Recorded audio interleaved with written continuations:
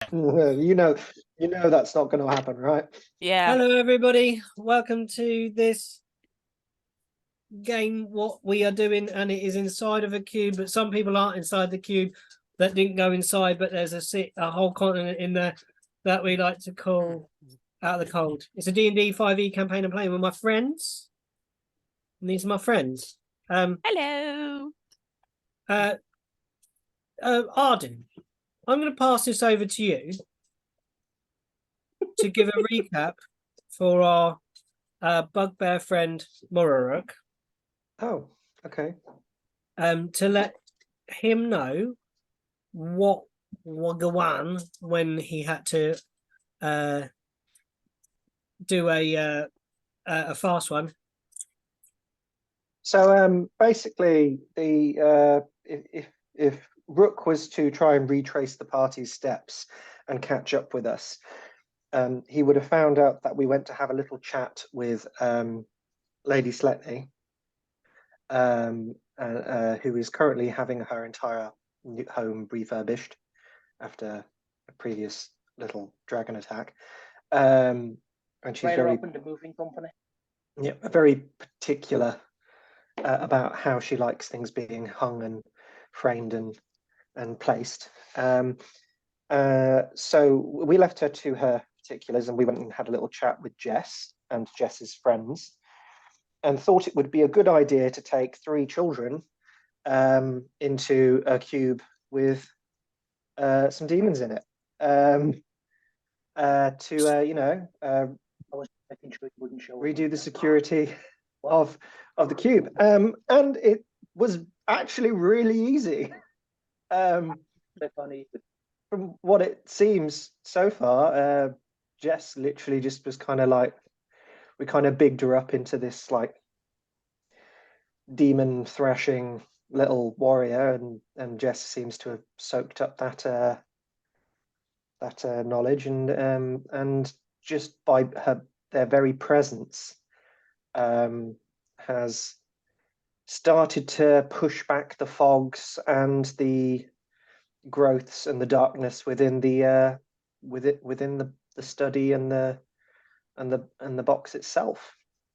So I don't know how it would work. Maybe if Rook was to retrace his steps and make his way into the manor and come upstairs and maybe see a little portal on the floor or see an open box on the floor and he could jump in and catch up. I don't know. Also, Rook runs in, and then the puzzle box just lands on the ground. Also, like Arden and Yala really got a panic moment because at one point there was the door that was going to let us in the inner circles with all the rooms, and there was like an acidic film that we went through, and Arden was ordering Jess. He went through. We all went through. Jess is not in his arms anymore, and we're like, wait, hold on, Jack. Yeah, go on, continue, Nyala. Then we went panicking, and we just saw Jess floating into the film of the door. Yeah, that was very strange. And there was one piece of... say one thing. Go. That's okay, Pete. Sorry to interrupt. Yeah, of course. Go for it. We didn't just send the kids into the acid slime. I sent in scraps before to make sure they wouldn't immediately die. Well, it turns out that Jess was impervious to it anyway. I know, but you probably should. Although there was one important piece of information that was different to the knowledge that you had received. You had been told by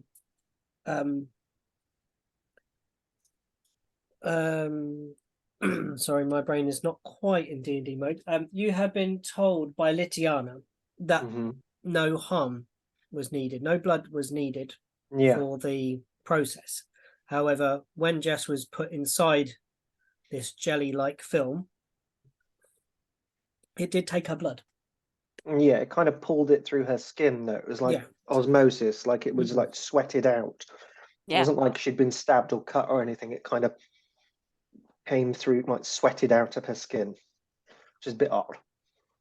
Real dark, mate. Real dark. But they didn't seem to feel any kind of pain. in regards to it. No. Which is very dangerous. I will say that Jess looks a little bit tired. Maybe, like, when you've had blood taken. Yeah. Like if you've ever given blood, I don't know if anyone has, there's that little kind of paleness to them. Light-headed gauntness. Yeah. Kind of a bit slap-faced. Or if you've ever been bitten by a vampire. I'm just saying. You and Astarion have a problem. The bloodless condition in Baldur's Gate can be fixed with lesser restoration. And I do have lesser restoration. True. You could just put more blood in. Let's not start moulding a video game with Pete's game here, because we don't want to break it any more than we usually do. I'm just asking how close it is. We don't break it. You let us break it anyway, because it lacks the chaos that we make with it. Yeah, he basically gives a bunch of kids some hammers and lets them into a pottery shop and goes, have fun. In my case, literally. Yeah. Yeah, Rook, I think you come across the mansion, the Sletney place. There are numerous folk of varying species and size, moving in, rolling out rugs, positioning statues, decorating vases, arranging flowers, and in the center of this whirlwind is Lyra Sletney. She directs you to the upper rooms, and then she says, go past a room that looks like it's meant for a child. You go past that and find a little ladder that goes up to an attic, and it's just bare floorboards and graffiti and just things pinned to the wall with nails roughly hung down, homemade decorations. It's like the equivalent of, like the kind of teenager basement mode. If they could have band posters, there would be band posters, like that kind of thing. It's anything away from Lyra, really. And on the floor you see a puzzle box. It is currently in its open state. What would you like to do? So I'm gonna go over and kind of have a look at the puzzle box. And just gonna kind of poke it. Just before you poke it, you get close, you crouch down to it. It's a strange breeze. It reminds you of home. And your finger touches that split second later. Then you're in a 10-foot long corridor, 30-foot long corridor, sorry. And at the end, you have dark vision? You're a bugbear, right? Yeah. At the end, you see this lot kind of holding a kind of weakened Jess, and you don't see anything else really. I'm going to approach cautiously with my hand on my hammer, because this could be an illusion trap.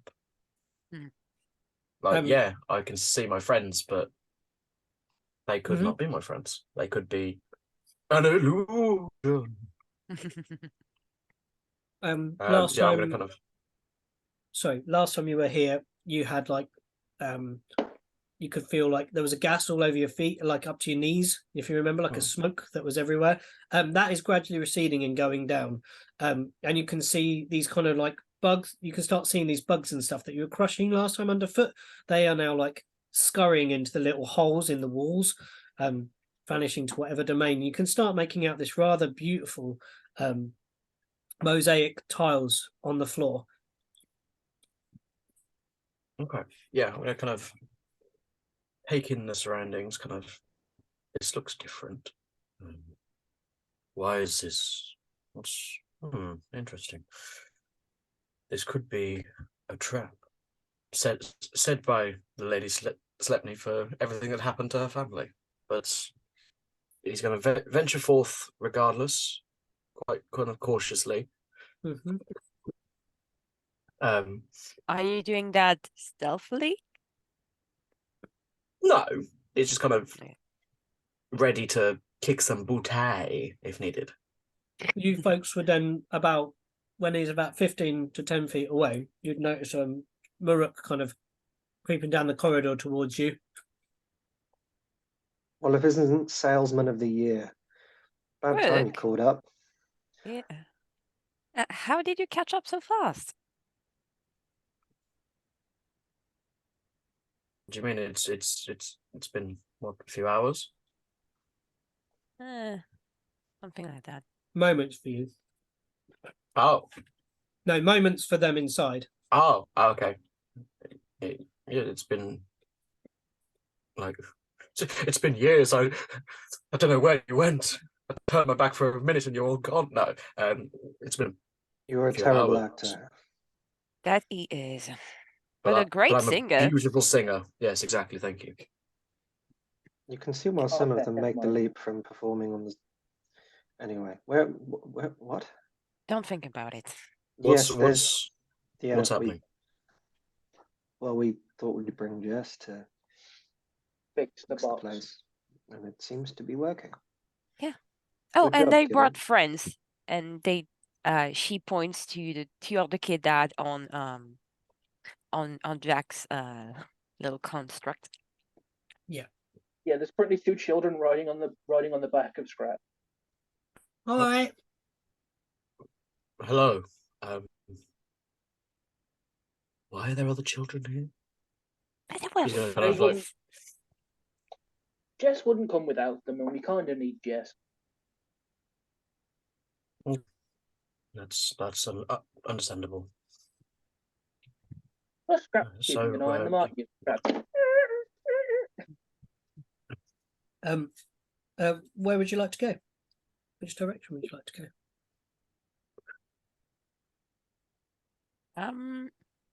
Maybe let's go to the garden, since that was the place that had the most corruption. The Arboretum. See whether it's Do any we have better. to? Well, we need to make sure this place is secure, right? I'll So pull a short sword out of the bag of holding. I have the bag of holding. I have my own. Oh dear. oh no. I'll And pull there a short the sword out of twain the to bag. meet. Give Yeah, me Jess. definitely should. I'm going to carry her. Right. This is quite heavy, Niana. She's not. She's like a probably 12 to 13, maybe a bit older. It's hard to tell with tiefling. The skin's always very youthful. Yeah, Niala doesn't care much. Okay. But they will happily walk alongside you with an arm around your shoulder. So this is all like my family's and that. Please, This was the creation of your great grandfather. Isn't bad. Yeah. He's the one what founded the mine, right? Yes. It's pretty cool, isn't it? Never been to an extra dimensional space. Have you guys? Yeah, I've been before. You fucking haven't been before. Stop lying. I have. When? Language. Common. I have, but memory's a little fun. Well, you have never been to an extra dimensional space. I have. You just haven't felt like talking about it before. Liar.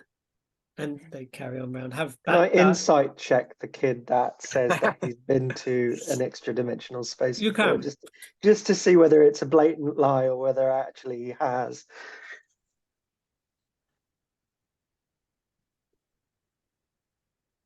Oh, Can I use one. passive insight on that? As a one. It was a natural one. You believe him. for a 10, but No, okay. still a natural one. Passive insight of 19 though. You think this kid is full of rubbish. Absolute rubbish. Nonsense. I'm pretty sure with a passive insight of 13, you can tell he's rubbish. Yeah, it's rubbish. I think mine is 19. What's mine? 12. I win. Yours is lowest. This kid isn't a very convincing liar. This kid's name is Beck, by the way. I found one of the names. I still can't find the other one. Yeah. Kid, never let other people get you down.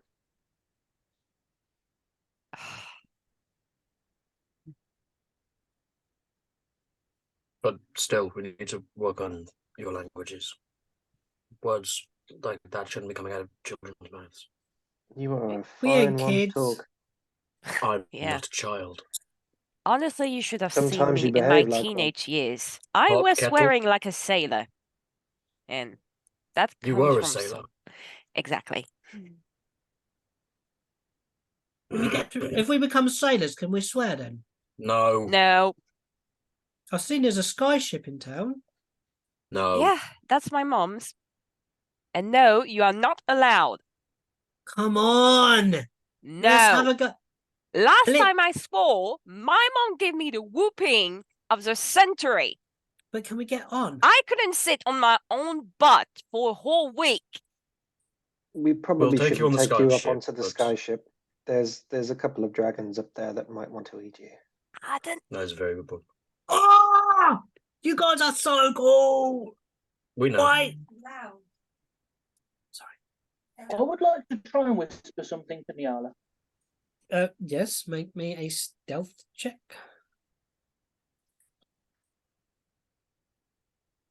And describe 15.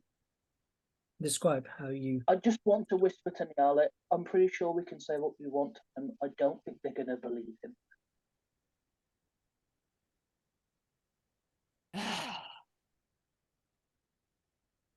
Oh my god, I have a headache. Worse than usual.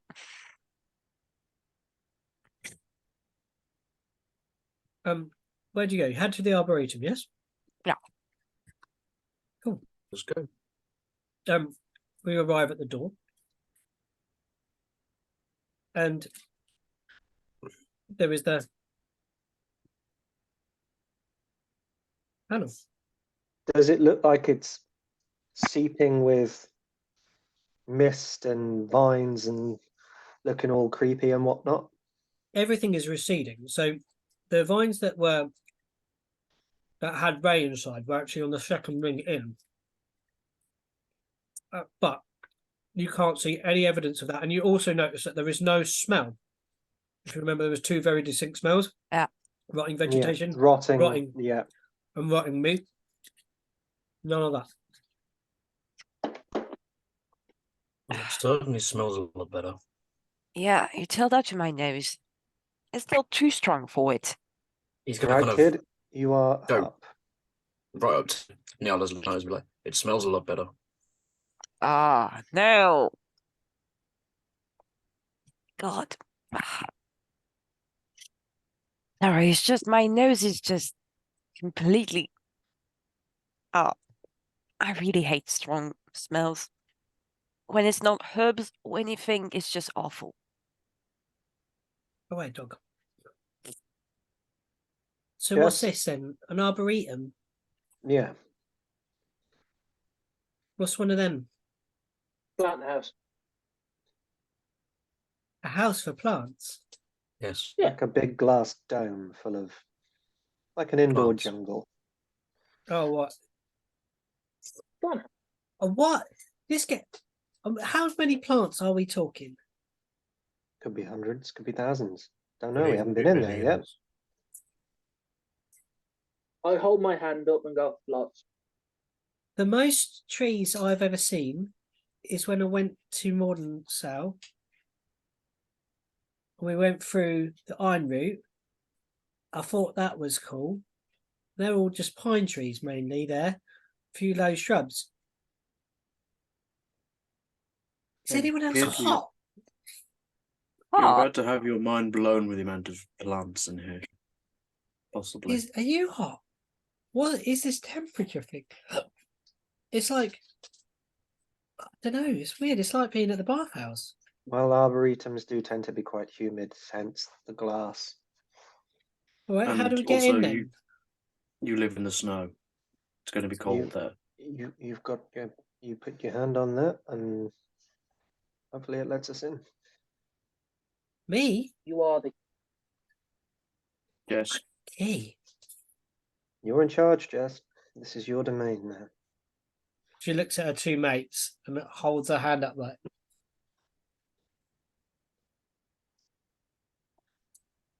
And she puts her hand in the panel.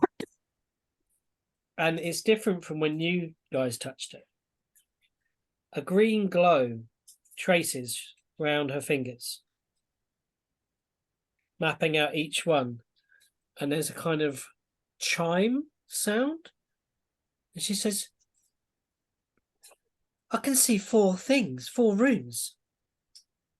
Yeah. You get to choose which one we get to go into. You want to go in? Door.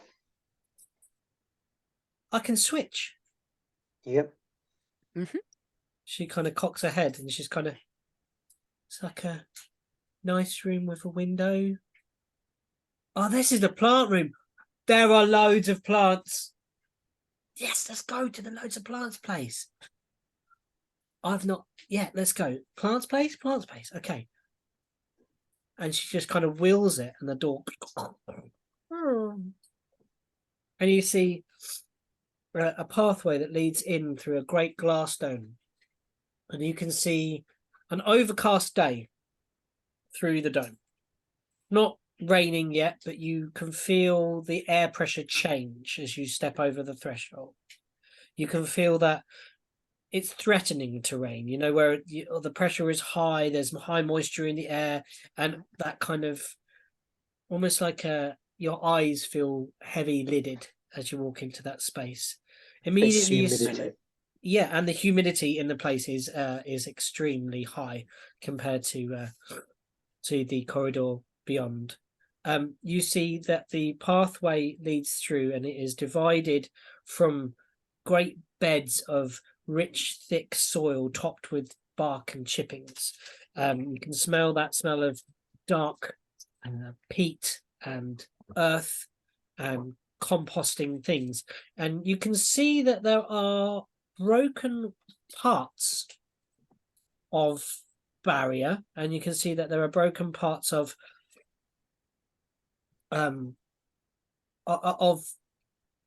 trees that have fallen, and you can see that some of the struts for the roof are bent, but you can also sort of see them like almost like in rewind, so like it's being played backwards, and like you can see glass as Jess walks along. You can see these like pieces of glass that were shattered on the floor kind of coalesce, and then these hexagonal panels shoot up and then kind of like from where they fell, and you are being as she walks through. This is so cool. This is why I love magic. I've never seen this much green stuff. Have you ever? Apart from when you went to the forest? Yeah, that's like dark green though. Look at all those. Are those flowers? You know, Awesome. in my first home, I was living in forest. Living here? Well, not here, but it was pretty similar. Ah, okay. Do you want to walk round? What do we do? Do you want to see every plant? Maybe if I recognize some, I can tell you about it. Same. Okay. Yeah, I'm happy to have a walk round. Why not? What would you like to do? You see a path leading. Sorry, it's a Y junction in front of you. Sorry, left or right? just a quick one before we carry on. Yeah. I remember before we came in, you said if there's any danger or anything, you run, you hide, you stay behind us. I just want to add to that. If you find anybody in here, if you meet anyone and they talk to you and they might seem friendly, you tell us right away. Yeah. Whether it's now or whether you come back in the future, if you find anybody in here, you speak to them, they speak to you, they want something from you, Mm. whatever. Why You do you come think? and you leave right away, and you come and find us. All right, creeping me out a bit. Well, demons can be very clever, and they might pretend that they've got your best interest at heart, but they might not. Okay. We don't know how secure this place is yet. So don't trust anything. Sure. Okay. That being said, let's go and have some fun. Sure. The kids just start to run ahead. And here they go.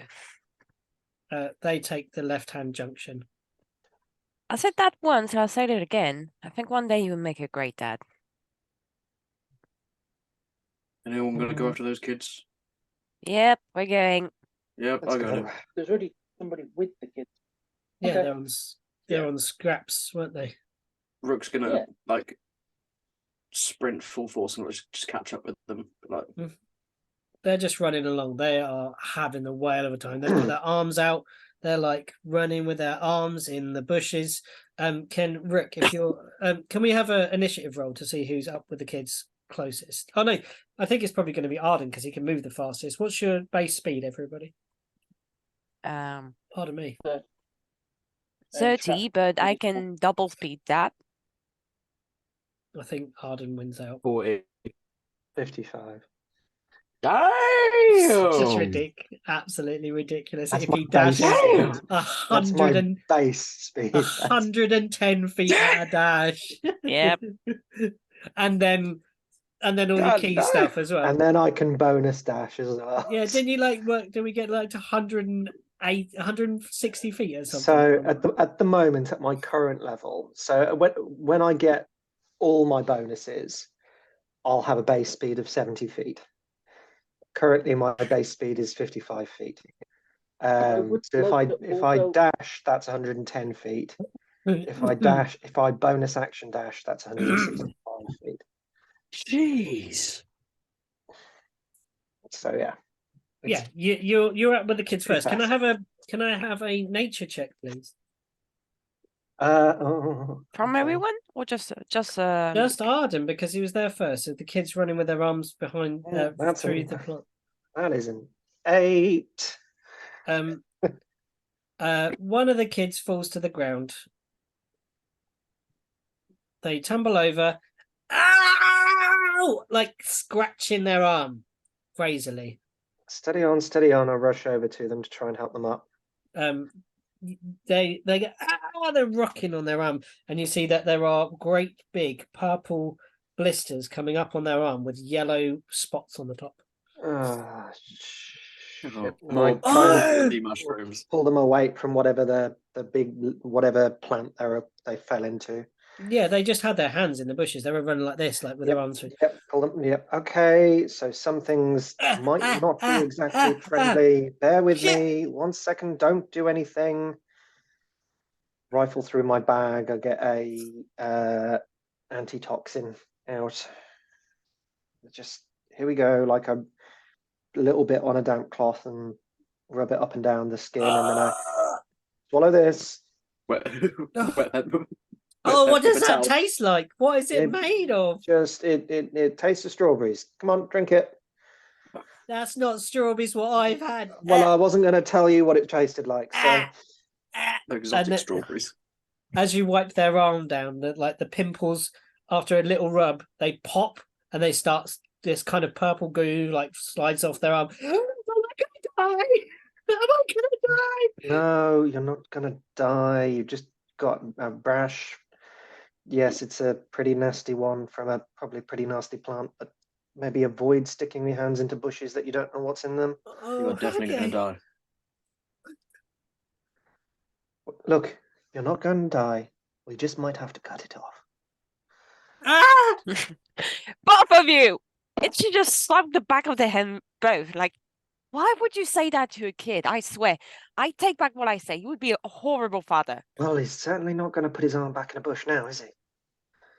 Oh, oh. They won't know Don't unless worry, they if you learn touch the it up, hard I'll way. build you a new one. Maybe, but learning the hard way is not the best way. It was fun for us. I tap the kid on the shoulder and say, "Don't worry, if you touch it up, I'll build you a new one." Don't Okay. start giving the kid ideas. They might intentionally get their arm cut off if they know they're going to get a robotic one. They stand a robot one. No! Oh. Oh my god. It'll be wood and it won't move. No. It'll be basically having a table leg I am strapped to your head, offended. strapped to your shoulder. I've never heard of a pirate. Shut up. I've never heard of a pirate with a peg arm before, but if we get on board the ship, and then we No. can swear. I forbid it. No piracy until you are old enough. No Arden, piracy in general. thank you.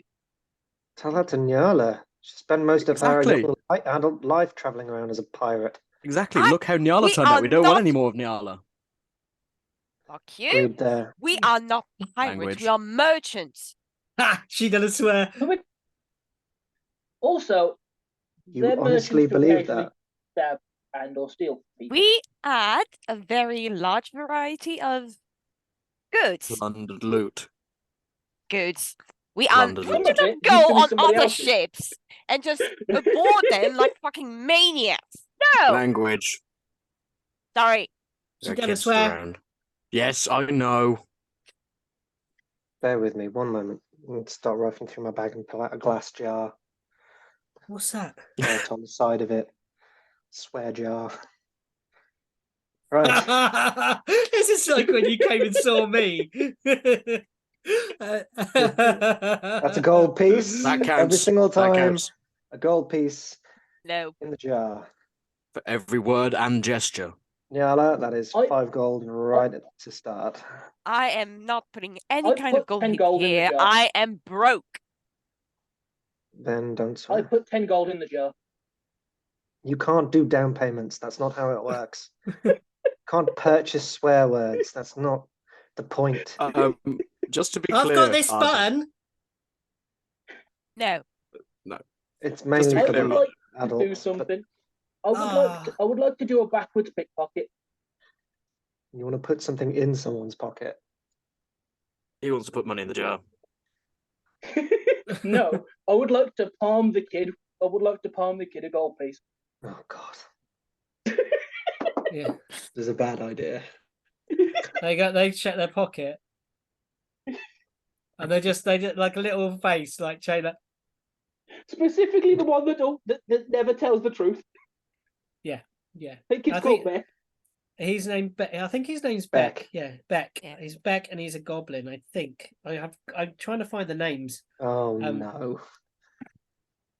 Beck the goblin. You Just to all be clear, are a Arden, terrible, terrible influence on kids. Arden, just to be I'm clear, rolling stealth. You might not even know I did it. the words we can't say, right? What are You they? probably know I did it. I rolled a 15.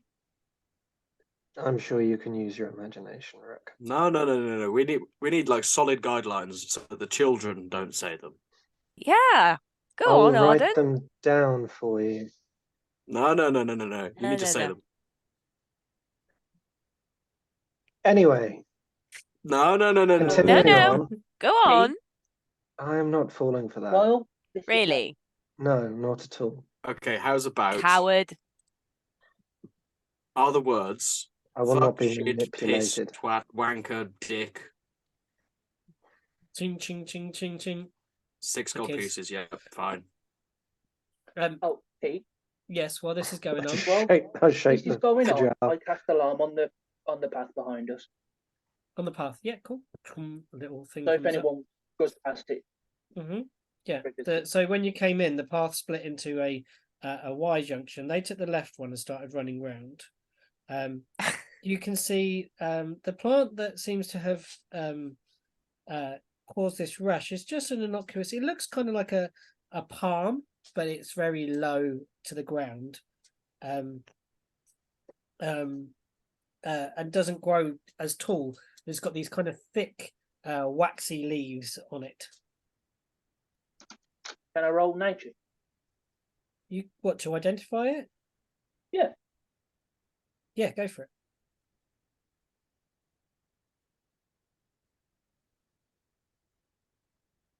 I ain't got a clue. Sorry, I rolled a 1. you rolled a 1. You have no idea what this is. Bear with For me a one 9. moment. Yeah. And then I get on my knees and I'm guessing the ground is like dirt. Yeah, there's a path, and then the kind of the banks. There's like those wooden stumps that hold the dirt back. So Okay, you can on kind top of. of, so I get a little like handful of dirt and I sprinkle Sorry, it on George? top of one of those stumps of wood. No, Yeah. no, say it. Go on. What did you say? So I want to hear where's it. Where's Arlen going with this? He's down on his knees. Oi. Look, he already put a ring on Jarl's finger, so. Right, I sprinkle some wood on top of the stump and I start drawing some symbols on with my finger. Yes. And I'm going to ritual cast Detect Poison and Disease. For the duration, you can sense the presence and location of poisons, poisonous creatures, and diseases within 30 feet of you. And also identify the kind of poison, poisonous creature, or disease in each case. Spell can penetrate most barriers, yada, yada, yada, for 30 feet. There is a lot around you. The specific one you pick up from this waxy one is called a Veltin Slicker. Okay. Produces horrible, puffy pimples. It debilitates movement if it is applied intravenously, because these swellings appear in the armpits, the groin, the back of the knees, anywhere that there's glands, and obviously make you just like feel like everywhere you're going to pop, and it's very sore. It's a very uncomfortable poison to have. You detect another plant over the way, which is What was it called? A velatine. Velatine. Velitine, Velatine or Velatine. Slicker, Slicker.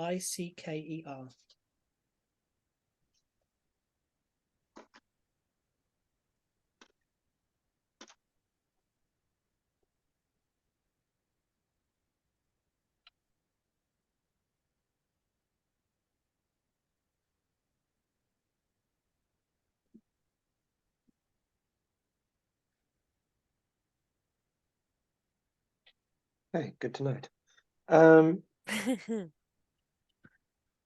You know, Yeah, Bear everybody, hurt I his would. arm. Is he okay now? Yes, the antitoxin seems to have had a positive effect.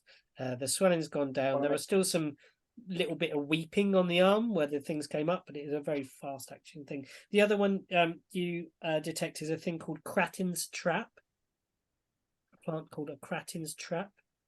It's basically like a giant Venus flytrap, and it has in its fronds that kind of surround the mouth that are kind of they're not teeth essentially. They're very fine Spindles. fibers, Yeah. almost like Okay. they're like they're that fine, like almost like the fluff that's on a dandelion. Yeah. That surrounds the entire mouth, the lip area, as it were, but they're razor sharp. They just go into the skin. They're almost monomolecular. And they just sink sharp. in. Yeah. They sink in when it shuts, and that's got a paralytic poison in it. Oh boy. Right, everybody, I highly, highly recommend staying on the path. There's a lot of these plants which aren't nice. They do not play nice.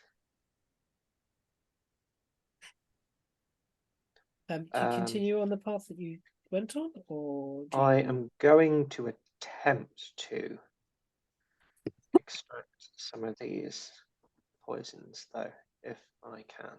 Yeah, you can. Let's have a. Will this be just a proficiency tools check? Yeah, I think so. Yeah. Sleight of hand, maybe? Yeah, I'm thinking sleight of. I'm Alchemists. thinking sleight of hand or medicine to use I'm for thinking the because you're trying not to get poisoned, it's going to be more over the sleight of hand. I think sleight of more hand. sense. Okay. Right, we'll go with the sleight of hand. Right, here we go. Fine. I'm going to guidance myself on this with my knowledge. And Mhm.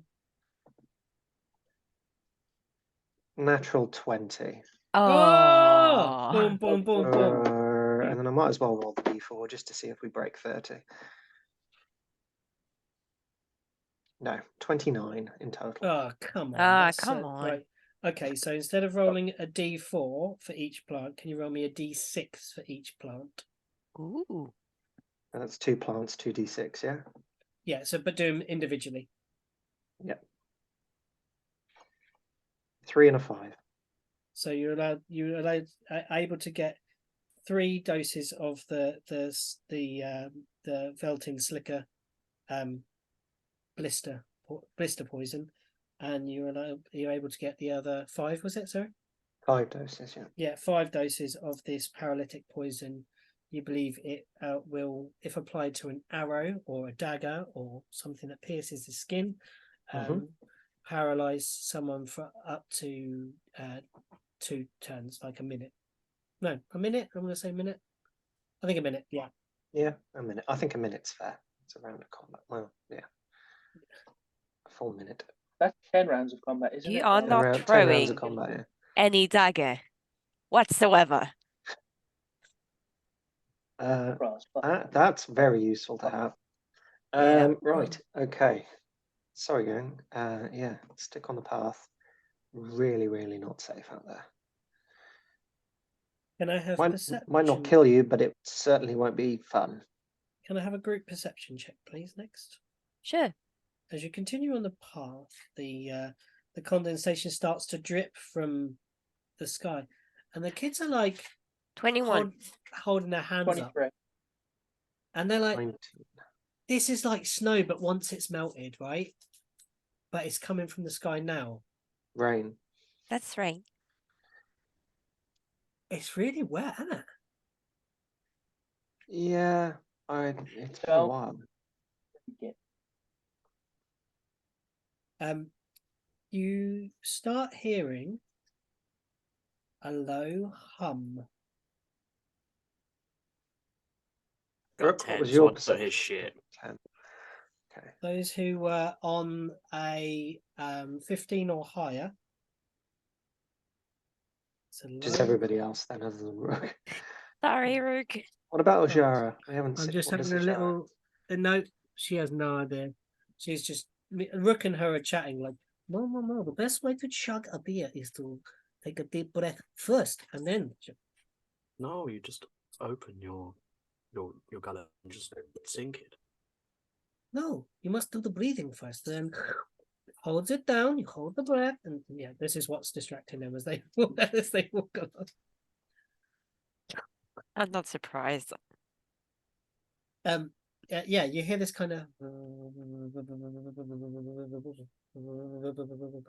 Are those bees? There are bees here. I mean, something's got to pollinate for all these Oh, I plants to gotta have been see here. this. It's been years since I've seen bees. Yeah, There's a bee. Yeah, what is nothing's it? normal here. Let's just be careful. It's just a bee. Even the giant ones are nice. We'll see. As you move towards this humming sound, this is the loudest insectoid sound that everyone apart from Nyala probably has ever heard. Nyala, this is a sound that you remember from your youth.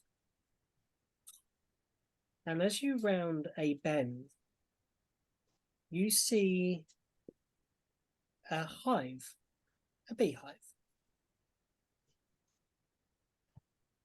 That's a whole hive. The hive, where it is broken away, or they're rebuilding from the the demon infestation, each honeycomb is about this big, and you see bees the size of lapdogs rebuilding the edge of this hive and humming round the place and kind of flying around. Oh, that's beautiful. Kids, come on, don't make noise. Come by my side, crouch, and just look. Yeah, you can see their antenna wiggle and communicating with their pheromonic senses. Their little antennae are like touching each other, and then you can see them like crawling up and into the top and down through the layers, and then coming out. And then there's some flying back, and their back legs are heavy with this pollen that's stuck to their spiky fur, and they kind of are carrying these like globlets of nectar that they've harvested from some of the larger plants. Yala's just explaining to the kids what's going on. So they make stuff, have babies. Yeah. And so you see what they have in their little fingers. Yeah. So that's nectar. This nectar and the thing that they have on their back legs. So on the back legs is what actually is used to make more flowers around. So they're like the bards of the plant world. They're people who want to like make plants get on. Yeah. Mainly because some plants actually cannot, as you say, get it on their own. They'll start giggling at that. Yeah, I know that sounds weird. But they make honey out of it also. Okay. Did you ever add honey before? No, Jess kind of kicks her feet. The other kids say, no. Jess is like, yeah, of course we've had honey. It's okay, Jess. You don't need to feel ashamed for having the pleasure of tasting honey once or twice. It's not why I'm ashamed, is it? It's not once or twice. It's something we've always got in.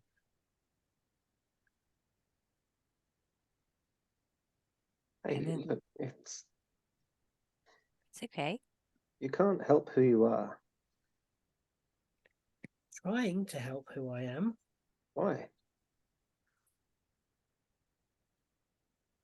Can you imagine what it's like being in a town and you're the richest kid from the richest family, the founder of the town?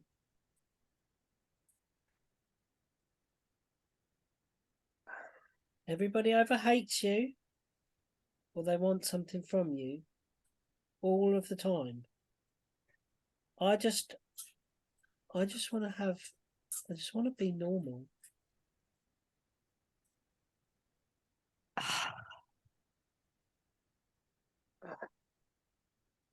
Go on, Arden. I think you are explaining better than me.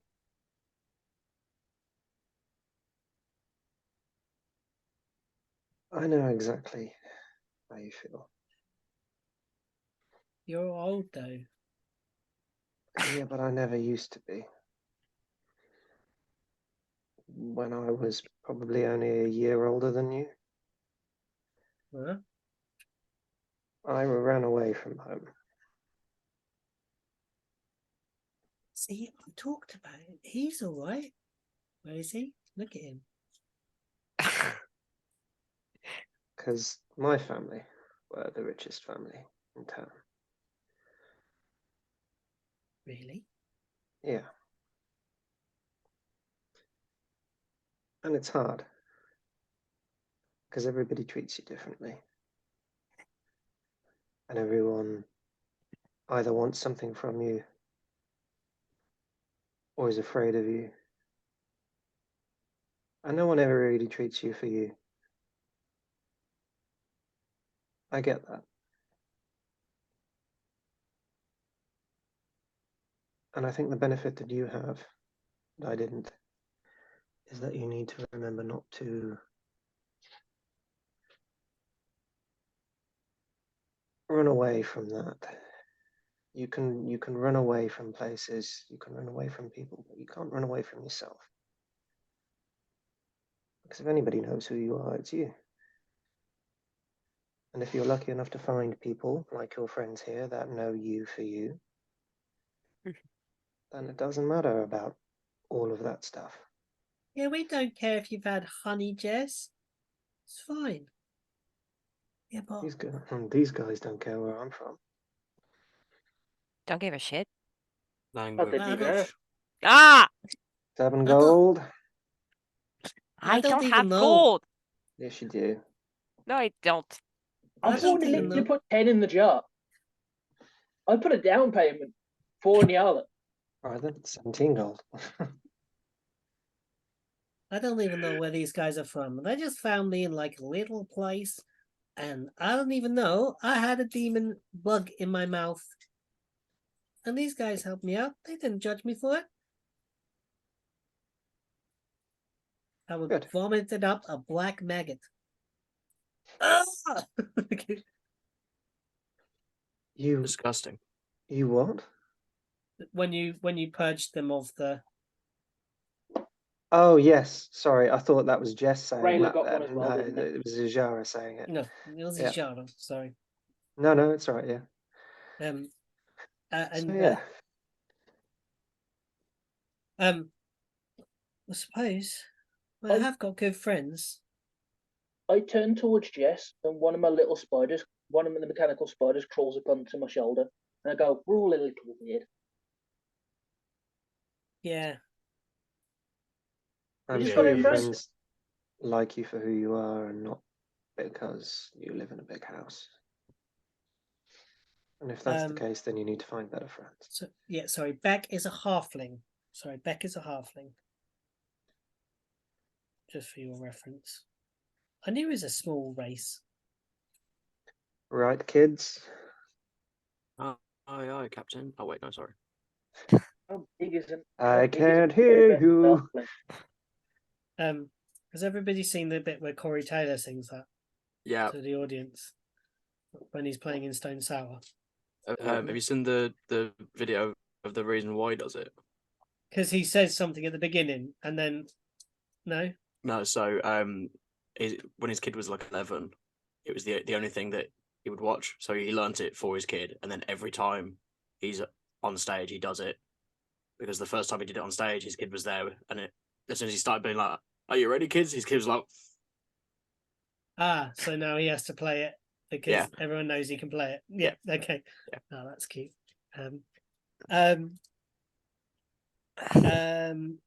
We are you comes to a dead end along this this track where the bees are. So you'll have to backtrack slightly and then take a left. And it again leads to a little Y junction. The left hand is unexplored. You believe that the right hand from where you are now will kind of circle back round to that entrance area. Yes, Nyala. No, it's just letting everyone go on the path. Nyala just going to pull Arden a little bit to the side behind everyone. Mm-hmm. Hey. So I know you don't like to talk about it, so I figured that I'd check in a bit. it's fine. You sure? As I said, you can't keep running forever. Yeah, that's what you do most of the time. Yet you do that a little less this time, but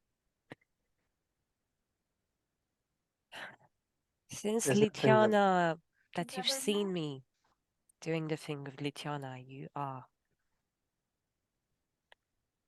a bit in your mind. I think I'm just coming to the realization, after all this time, that while I'm here, there's nothing I can do about it. It's out of my control. Look at all the things we've achieved. It's nothing to do with them. I told you, didn't I?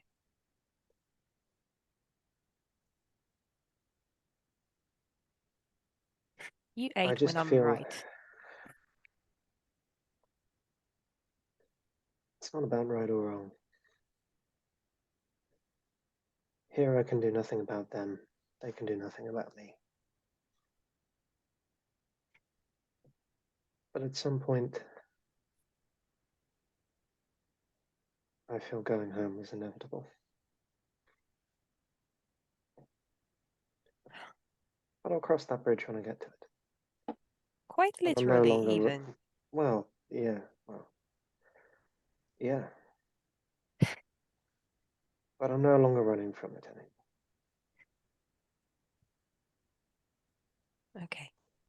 That makes me happy. Hearing you say it, at least. As much as you are in denial for other thing, that thing is mostly sorted.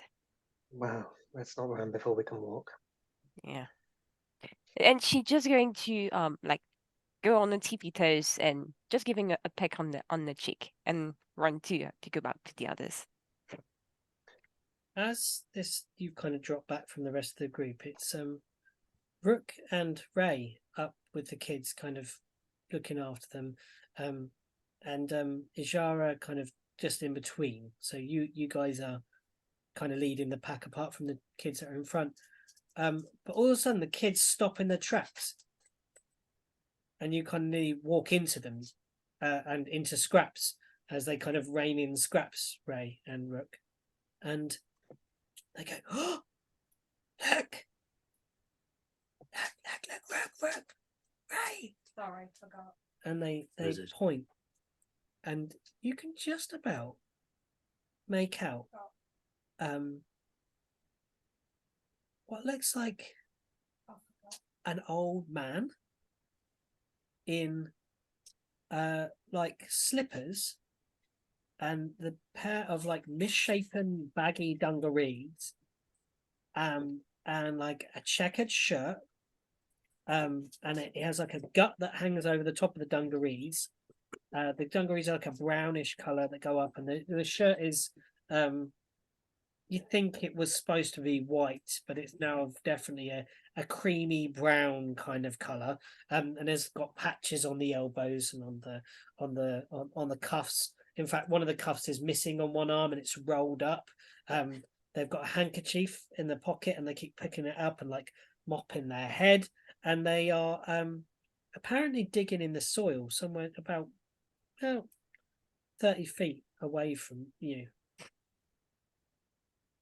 Kids, get behind us immediately. It's actually Rook and Ray that are in front. You've kind of drifted to the back of the pack. Sorry. Right, kids. I need you to listen to me very, very carefully, okay? Yeah. What you're going to do, you're going to take Scraps, and the three of you are going to go and find Nyala and Arden. Just back there. You're going to go and stay with them for a second, okay? Okay. Put them somewhere safe. Okay. We'll go. Come on, Scraps, let's go. Go. And they kind of scatter back. Let's go. What's going on, kids? Ray and Rook are going forwards. There's a man. Step back. Stay with me, Arden. Yeah, I'm on it. So eventually, with Arden's increased speed, Nyala, you looking after the kids, like, is it going to be okay? Are they going to be all right? Yeah. Rook. Remember, before the dragon, anything is possible for us. Yeah. Stupid old man. Rook, Ray, and Arden, you arrive kind of together. Arden kind of a light jog to catch up with the rest of them. And how does this work out? Hello there. No response.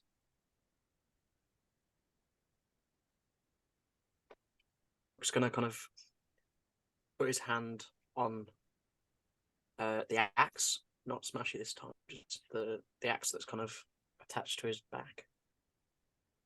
Kind of slowly get closer. Hello?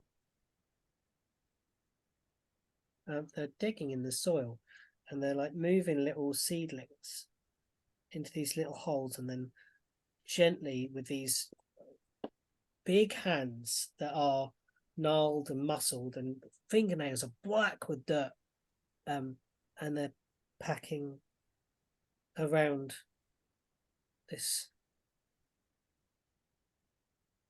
plant and putting in these more plants, and they just say, "There you go, all safe and sound, lovely. There you go. That's you in there. Nice cozy little bed for you. Lovely.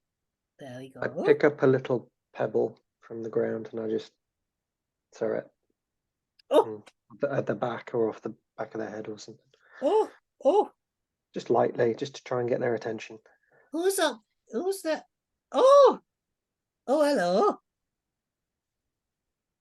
They turn to you. They're really wrinkled, balding all the way back, just a little scrap of grey hair around the side.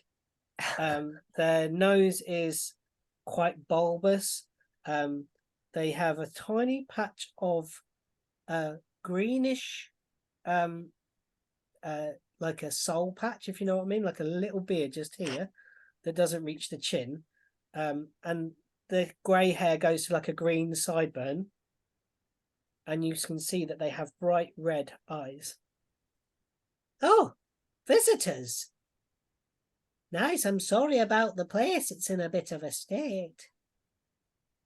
Fine, it's being repaired. Yes, I'm doing my very best trying to sort it all out. What a damn shame. What a damn shame. Vandals, I imagine.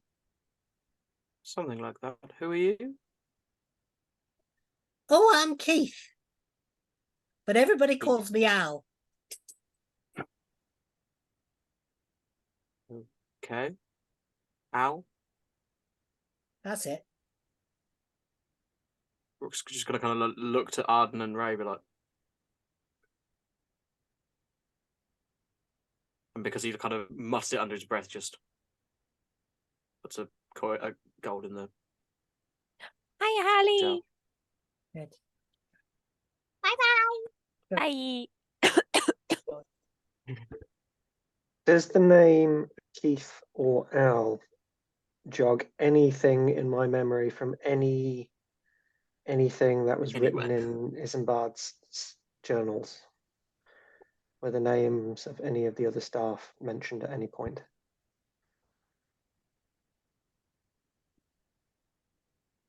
Roll me a history. Okay.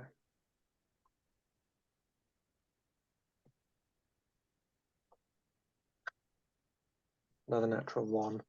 I'm afraid not. Keith here, or Al as he likes to be known. You don't remember them being mentioned. It doesn't ring any bells. Like, it doesn't seem that there wouldn't be staff, but like they did talk about like people that were in here and doing stuff and working. It doesn't seem like. How did he survive though?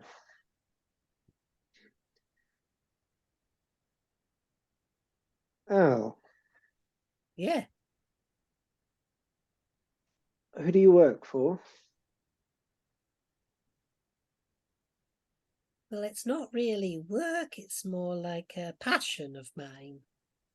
Right, but who brought you here?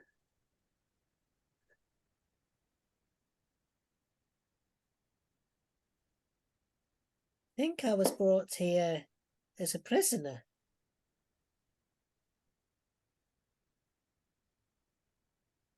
All right.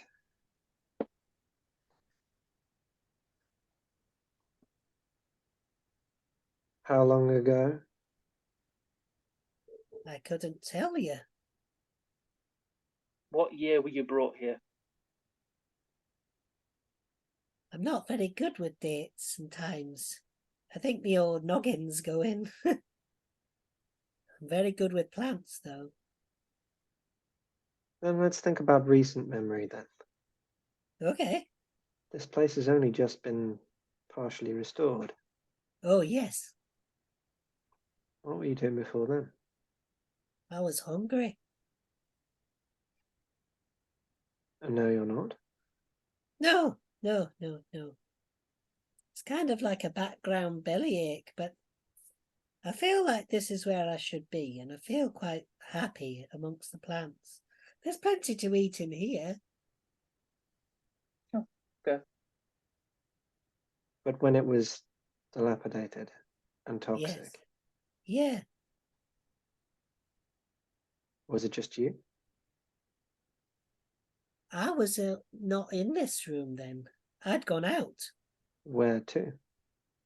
One of the other rings.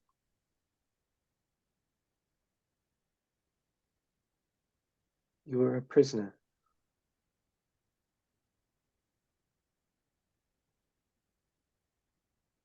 I was brought here as a prisoner, I think. I think I still am. What's your name? Your real name? Keith, or Al. Al Keith. Al Keith. Keith, either of them. Al Keith. Al Keith. I think he's saying Al, comma Keith. No.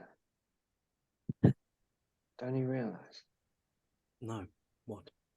He's a I think he's prisoner. in luck. Oh. He's in a look there. He doesn't know.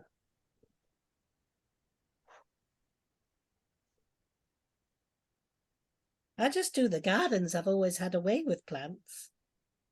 That's how he contained them.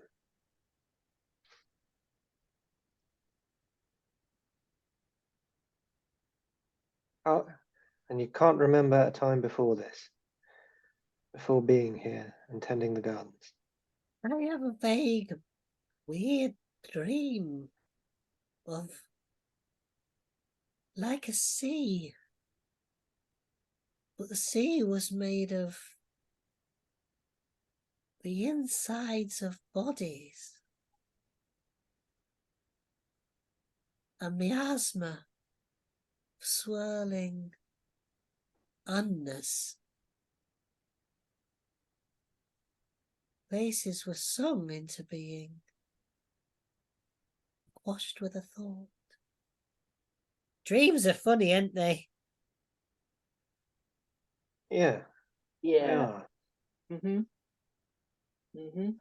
Does the name Isambard mean anything to you? Oh, yes, the master, yes. Cool.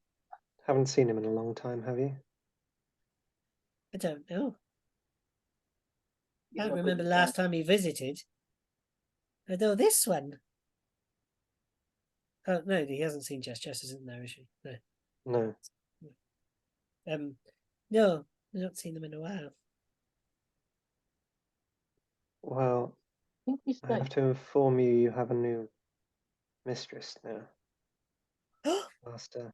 A new lady of the house. Mm-hmm. Yes.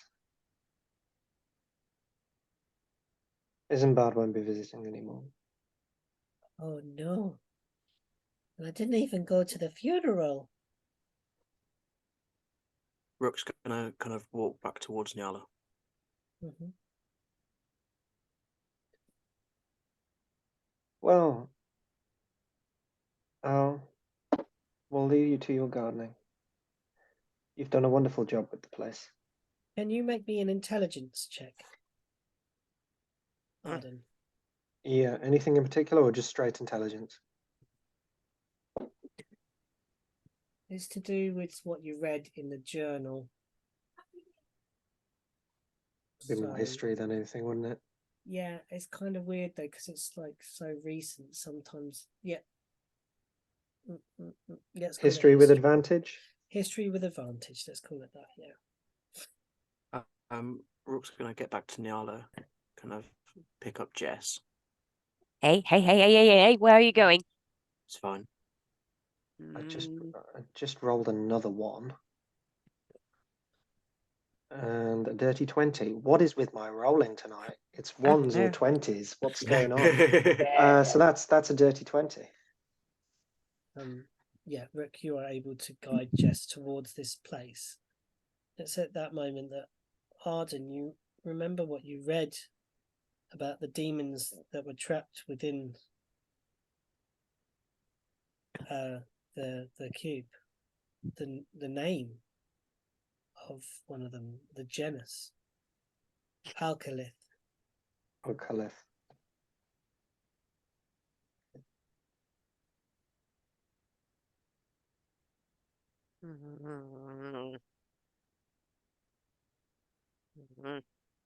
Keith.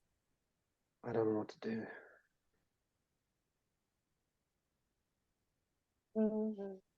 This is tremendous. Keith, this is your new master. He tries to take a bow.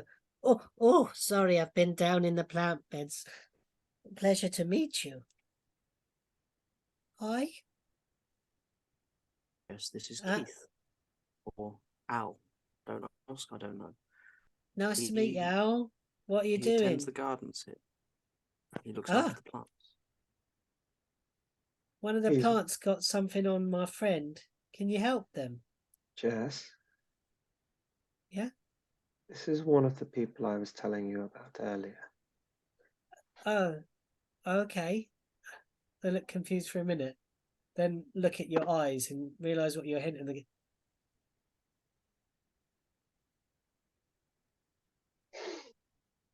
Like they mouth at you. They mouth to Arden, a demon. The whole time, like Rook hasn't taken like his hands off Jess's shoulders, kind of like the protective in front. Doesn't look like one. No, I imagine one. Scraps walks within 5 feet of Al Keith.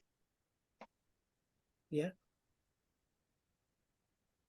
Just planning on something, don't worry. That's all right. Al Keith kind of reaches out and goes, that's a weird thing. It looks like it should be alive, but it's not, is it? That's a little automaton, they call them, don't they? Yeah, they do. That's all right, that one. If you don't mind, I've got these. They need to go in the ground. You can help if you like. Can I insight to see whether this is any kind of performance or whether this is all just genuine? This is how they're they're imprisoned. Like this is how this prison works for them. Like it makes them think they're something else. Please roll. He's an old man with a allotment. Not a 1. Not another 1. 25. Oh, no. Yeah, that's more like it. Oh, you believe 29. You believe, Arden, that this individual has some sort of amnesia of a sort. You believe them to be sort of aware of what they might be, but it's hidden from them. They exist between, like almost like this is a projection of a portion of them. Like all the rage and chaos has been kept, and this is the part that has function and has the awareness, an awareness and a purpose. Yes.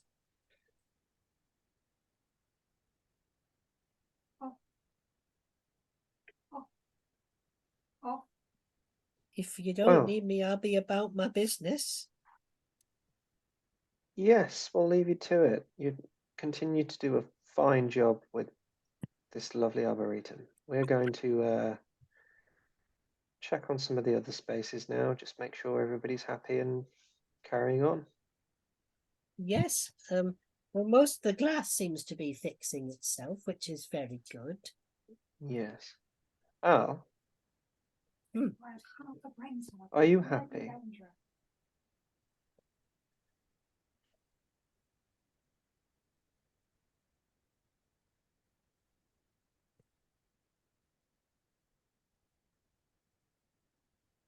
Their brow furrows more than you've ever seen a brow furrow.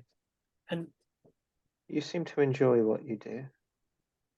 I don't know what happy is. That's all right. Forget I mentioned it. Al, Hmm. I have a present for you. Oh, yes. Hand him a shovel. Should Oh, help with the rest of this. that's mighty fine. Is this yours? Was. Now it's yours.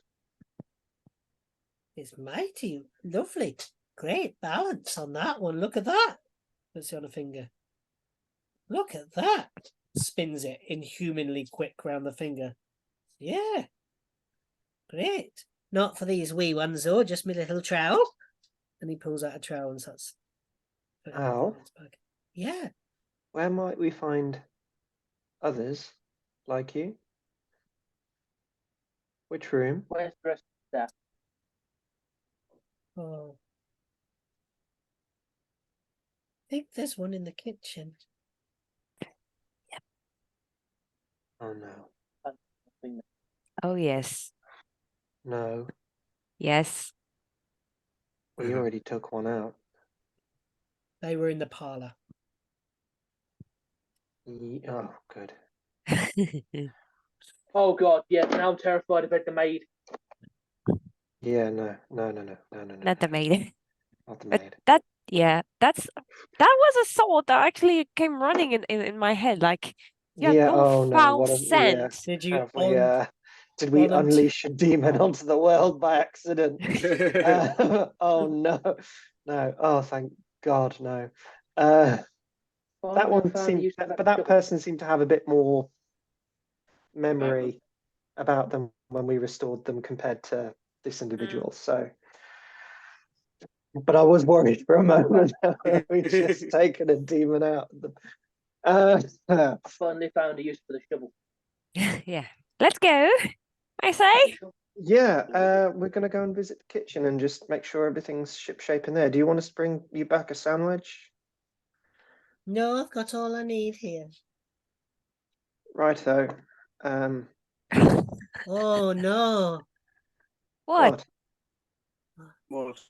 He gestures to the far end of the arboretum, and you see like these hexagons come down to the ground, and you see that part of them are there's like part of them that are obviously hinged. They're like a door, and it's shut, and you can see beyond it a small balcony, and then a rolling hill that drops down out to a forest on the far side. Several miles away, probably by the looks of it, maybe about a mile's distance away, over fields that were divided by small stone and slate walls, and you can see like some wildlife out there as well, like some herded animals of some sort, like little sheep and things like that. But you can see this big black cloud coming towards the dome. Is like, looks like we've got rain. Ah, Oh, that'll well, be good for the plants. It was But shouldn't the outside. dome? Oh, wow. And the dome's closed. That's all right. They'll be all right. He'll take care of them. Well, it's just loud in here when the rain comes. I'll be right. Anyway, back to my business. Right. See you later. bye. Bye-bye. And you can just hear him whispering to each plant as he puts it in. There you go. Safe little bed for you. There you go. That's nice and comfy. Dig your roots nice and deep. Lovely. There's a good one. There you go. As you walk off. So that was the Yep. What? I would like to say something to Arden, please. You may indeed. Of course you That can. was the demon. Arden, and I Yeah. pointed towards the door that goes into like a bunch of herding animals in the forest. Do you think that's where Rook's family are? Maybe. one thing at a time. Yeah. Let's just make sure everything's safe inside Didn't before Rook we say he start had a thinking farm? about outside. Sorry? Didn't Rook farm? He did. Yes. They He- worked the land, he used to say, I believe. Can we just take a quick break, guys? Is that all right? Of course we can. Yeah, let's have a quick break and we'll come back in a second. Welcome back to Out of the Cold, everybody. We've investigated a place, a location, an arboretum. Again, a word, as you might know, Jack, that you saying about me liking odd words. Arboretum is another one. It's not a greenhouse. It's not a sun room. It's an arboretum because I like the word arboretum, as well as the word angle poise. Angle poise. Write down angle poise. You know one of those lamps that bends in the middle? Yeah. Angle poise lamp. Google the word angle poise. It just looks beautiful. It's like a beautiful. So you could say that this is like an angle poise mic stand. Indeed. Yeah, yeah. It's just I don't know why I love it. Just look at it when you write the word angle poise down. It just looks great. It's just it just looks nice. I don't know why. It's just it's a very strange thing. I'm excited by that word. I have a similar thing, but I repeat myself when words are good. So it just I love saying feels words now for some reason. Feels really good to say. Are we off to the kitchen then, everybody? Yes. Yeah, sorry. Oh yeah, that's the bad boy. We are going to see another demon. Yeah. Oh boy. Yeah, you can notice that the floor now is pretty much 100% clear. Like you can't see any beetles or bugs really, like the last few ones, and there's a few patches where there've been they're just desiccated carcasses now. There's no excuse me, there's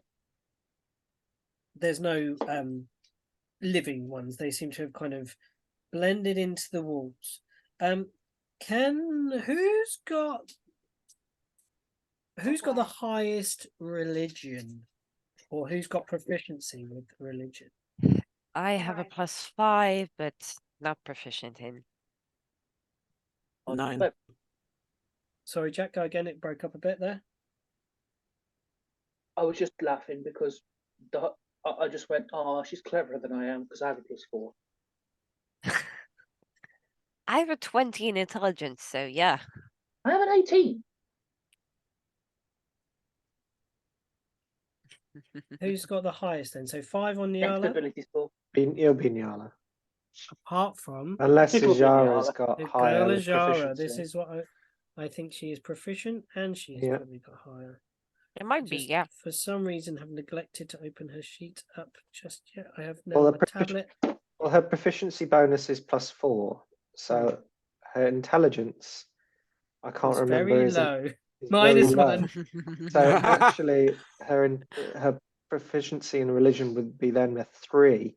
So technically, Nyala is still higher. Let's have a look at her sheet.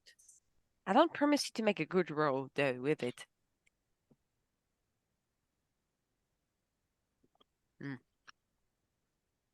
Oh, come on. What's happening? There we go. I don't know why I pressed the wrong link then, sorry. As you're walking along, now you can see that the floor is revealed. You too, like Rook noticed earlier, start seeing this beautiful mosaic floor. It is intricate. It is detailed. It is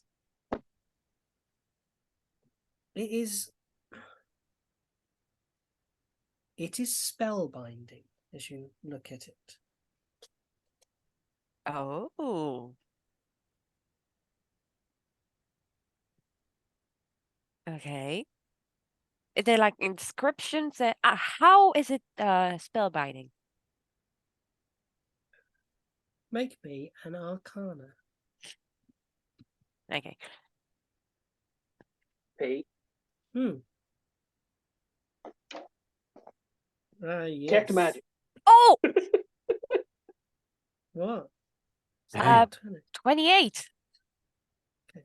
Yana, you notice it first because I you. can't stay with these on. I love it. I can only see magic with these on. They're welding goggle glasses, so they're like Mhm. really strong sunglasses. yeah. I had a pair similar at one point. I've got ones with green lenses now, I think. Yana, you These notice are- these kind of these are patterns. green. It's just really You dark. notice this pattern at Oh. first, and you Yeah. kind of start noticing symbology in it. Like at first, it seems religious, you think, and then you realize that the script is written in such a way, and the way it kind of ties and swirls, it's like knots and binding, and you realize that built into the very ground of this stuff has been built the binds that keep the demons inside. Huh. It's a massive magic circle. In a way.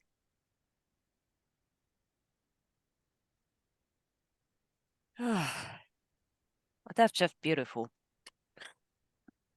Right. Kitchen.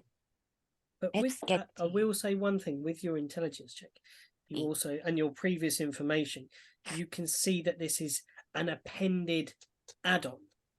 You can see that this was not the original floor. Does that make sense? This is a floor added. Oh, for demon capture. Okay. Yeah. Okay. Right. So let's go to the kitchen. Yep, and to the kitchen you go. Jess steps outside the door, turns back round, puts his hand upon the panel, and thinks of going to a kitchen. And the door swings open, and immediately a gout of sweet-smelling steam comes out at you all. And you can see pots and pans and all kinds of stuff bubbling on stoves. You see the kitchen is alive with activity, a hubbub, someone might say, a hubbub of activity. And moving about in this mist, you see a rather rotund, large individual who has slicked back hair tied into a bun. They appear female, but even that, so you can see where the greasiness of the hair is kind of making it. You can see the scalp through it. There are multiple chins upon this person. They have a very thin nose and kind of very small eyes. And they again they mop their head with a rag, a part of their apron that they pick up, and they're covered in stains from cooking and stuff like that. And then there's a bing, and like it's a bell ringing, and they go over to the other side, and they start stirring another pot, and then they're tasting this soup here, and then they're moving around the space. Not that small.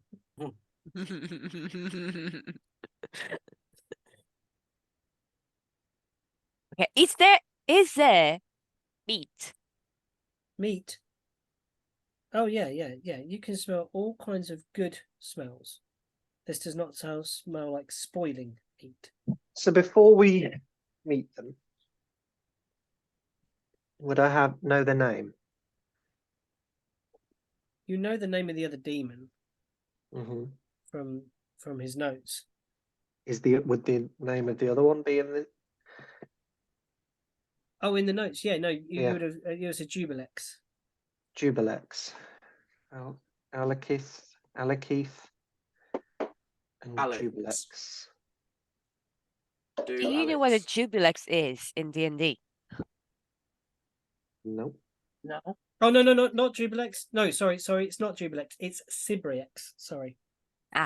Very, very clear definition. Sorry, it's Cibriex. Yeah, because a Jubilex is like Cibriex. Cibriex, yeah. It's something you really don't want Deb to. Alex. Sibby. Sibby Alex. Sibby and Rex. Yeah, could be. I don't get that one, but I don't think I should Google what George says. Sorry? Oh, George says words I don't understand, but I don't think I should Google this one. We're just coming up with the name for the demon. That's all. Yeah, because the last one was Al Keith. Okay. Alaketh. Alakeith. And this one's Sibrex. Sibrex. Sibrex? What was it? Sibrex. Sibrex. So I think I'm thinking Sebrex. like Seb or Sibby. I'll see. Sceptress? Sybil. Sybil. Sybil. Got the oracle. Do they look? Sorry, do they look female in nature or male in nature? They Yeah, look female female. in nature. Sybil. Sybil. It's After going to you. change the name now just to make us wrong. After you, mate. You go ahead. I'll fall on that blade. I don't mind. I did have a name, but I really like Sybil. Wait, What was the name? I'm just thinking.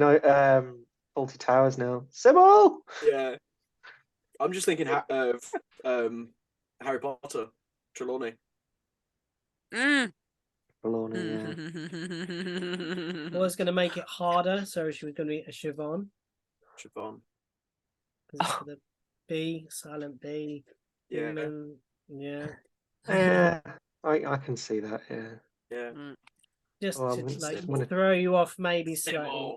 But no, it's Sybil. Yeah. So Sybil stands in the kitchen, sweating over pots and pans. I'm proud of that. I've right Hello. changed my note now. I don't know how many times we made you rewrite notes because of us. We've got Keith and Sybil. Keith and Sybil. They should get it on. Should introduce the two. Oh, no, we don't need demon children. No. Yes. Oh, I'm sorry, Yes. but Keith seems a little old for such things. a blind date. I love it. Then I've again, met, there's someone who you might like. Where they're gonna go? They have to have their date in the library because they can't leave the cube.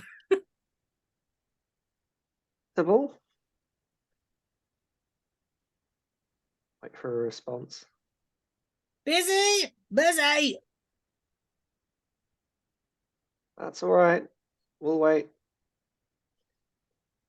What is it you want? Here to introduce you to the new master of the house. All right. Bring him on in then. Bring him on in. Everyone in. Shut the door. Okay, You're letting all the right. smells out. Come on. Yep. We closed the door. Nice. Does this taste salty? I taste it. It's got salt, but not enough to your taste. Maybe a pinch more. What do you know? Oh, you're right. Hold on. And she goes over and like sprinkles a more bit of salt, and then no, umami. Umami's what he needs. She runs over to a pot. I like umami. Who's mommy? Here, What's there. your mommy? She pulls out a stick out of a pot and hands you the stick. Pardon. It's a green dried stick. And I'd crunch open and get the umami out and have a nibble. Yeah, the whole thing is like a piece of seaweed wrapped round this kind of mix of like sugar and spices inside, like a harissa inside. Oh wow! And it's kind of like slightly spicy.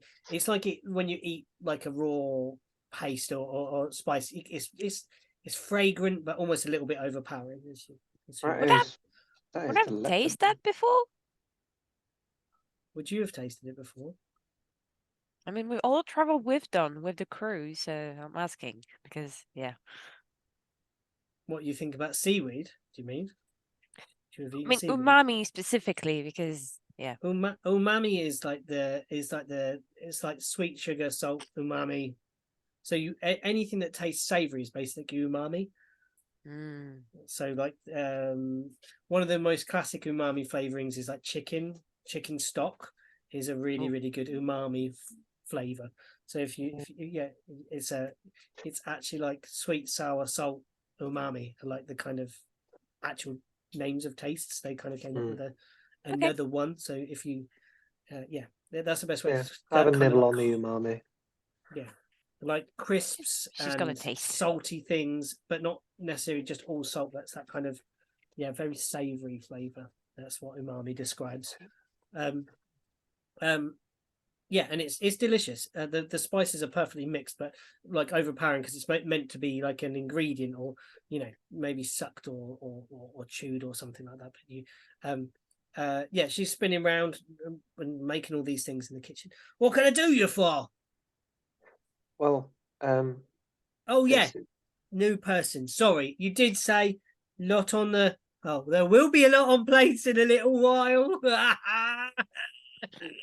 I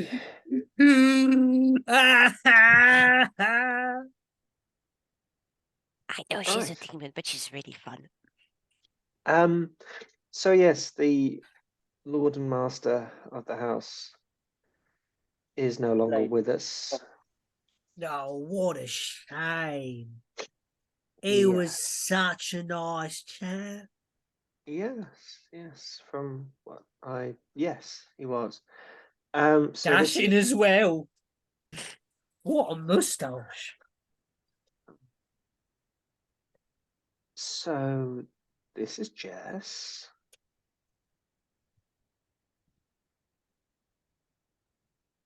Jess is now in charge. Pleasure to meet you. They grab the corners of their apron and they curtsy, crossing the legs and everything. Long curtsy. Pleasure to meet you. Pleasure to be of service. Yes, this is Sybil, and she is the other person we were talking about. Jess is like looking at you incredulously, and then it's a nice to meet you, Sybil. Your cooking smells delicious. I'm sure you'll do me proud as you did my grandfather. Did that sound right? Yeah, that's spot on. Really good. Well done. I'll do my best, my little handsome one. No trouble at all. Is there Sybil? anything? Yeah. Quick question. Yes, of course. Hold on. Oh, turn it down a bit. So it's a rolling boil. Who eats all the food? Well, the visitors. What do you mean visitors? Well, I just get it ready. Have you had many visitors recently? Not for a while, but today's the day, it seems. Wonderful. So what do you do with all the food? It goes. Where? That kind of same glazed expression comes over their face. Okay. Well, it looks absolutely delicious. Can you plate us some up? Yeah, what would you like? We've got some greens going on over here, and I've prepared like a little salsa to go on top of those. We've got like these are on the go, and they're like a root vegetable that's been kind of like sliced into cubes and then deep fried, and then on top of it there is like a mound of like these little pink flowers on top of it. And then there is a great hunk of like roast, like it looks like a pork leg that's kind of the skin's all gone brown and crispy and crackling away and split. Not that I don't trust you, Pete. Sorry. Oh, sorry. Okay, let's go. Not that I don't trust you, Pete. Jack, yeah. Not that I don't trust you, Pete, but Arden, does poison kick off when you look at the flowers? It's a ritual casting. How long does it last when you cast it? 10 I think it's minutes. 10 minutes. Yeah. You're over your Not time. long, no, it won't be ticking off. While we're looking at all this, Arden's going to take the opportunity to be kind of just, while scanning at the food, scanning the room as well, and just seeing if the kitchen looks intact and repaired and reconsolidated after. Yeah. It's a Jess's similar thing arrival. when you. It's like when your eyes are laid upon it. Just for a second, like maybe like a cracked vase. It kind of. It's like the last bits of tidying up are happening. Like there's like a jar on a shelf, and when you not like it's kind of out of place, you see like tea, coffee, sugar, but the coffee one's on its side. When you notice, it kind of goes and kind of into place. All right. You know, just like look at works like meat. Definitely meat. Definitely meat for me. I will have 1 plate of meat. Where did the Rook's not moved from behind Jess's side again. Just same again, hands on the shoulders, kind of reassuring. Come on. She's like, all right, I'll set the table. I'll just pull in sit you around the breakfast bar here. Come on. And you see at the far end of the kitchen there is like a bay window. It's quite a vast thing with little panels of glass and divided by wood. A seating bench in the corner, and the table's kind of pushed up into that, so you could sit several people around. She pulls up an assortment of odd stools and little chairs. Some are too tall, some are the wrong. Everything's a bit mismatched in this kitchen, but it's very functional. Everything is happening very easily. Come and take a seat. Come and take a seat. 1 plate of meat for you, my fair lady. Sit down. And Ijara sits down at this thing with like a fork, like the meat fork, the great big prong thing. And she's like, it is good. It is so good. Come on, there's crispy bits in everything. It's real good. A plate of meat for me. 1 plate Not of meat for for my you. friend here. It doesn't eat meat, so careful. That's okay. We've got everything prepared for you. Do you want some of the greens with the salsa? Ew. Young master that spoke to me first. Sorry, I didn't catch any of your names. Oh, yes. Well, Salsa, greens, Young. chips, deep fried. Greens. I'll stick with greens. Lovely. There you go. If you sprinkle a little bit of what you've got left in your hand there on top, that would probably go quite nice. Yeah. What about you kids? What about you, my loves? Rook's gonna kind of like down. Like, it's okay. It's okay. Sure. Yes. Cake. Cake isn't on the menu. What are you talking about? Of course there's cake. She opens up an oven. You see this perfect row of cupcakes in there. She pulls out. Not until after mains. He's a They bit of will a have a bit of spoil sport, everything. isn't he? They will have a bit of everything. Jess is master of the house. Jess can have whatever Jess wants. That's right. My lady. We're guests in her home. Arden's gonna Rook's gonna shoot Arden just the dirtiest of looks. We're like, And this is where you see the lady in Jess, or the kind of maybe the part of royalty come or highborn, Regality. shall we say? Yeah, the highborn in Jess emerges when Arden says "Master of the house," and the curtsy comes again from Sybil. Jess positions herself completely differently. There's not the slug and it just anymore. stands up a little bit. It's like all tall, and she lays a hand on Scrap's head and says,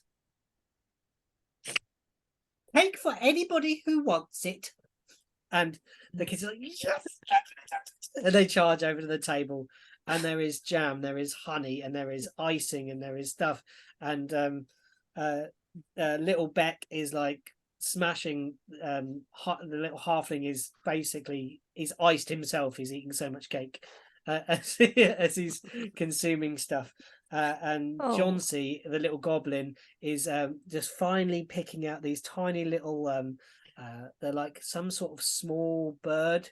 And he's like nibbling like the meat off these tiny little fragile bones, eating the meat off and then just kind of crunching the bones afterwards with his sharp little pointed teeth. But yeah, there's a feast, a beautiful feast of food. Oh my. And then like there's like a bit where like they're like dipping chicken into cake and eating stuff. And Rook as a parent is boiling right now, I think. Yeah, Nyala is just nudging him like, oh, come on, they're just kids. What does Ray? Exactly. What does Ray and Rook have? What do you order?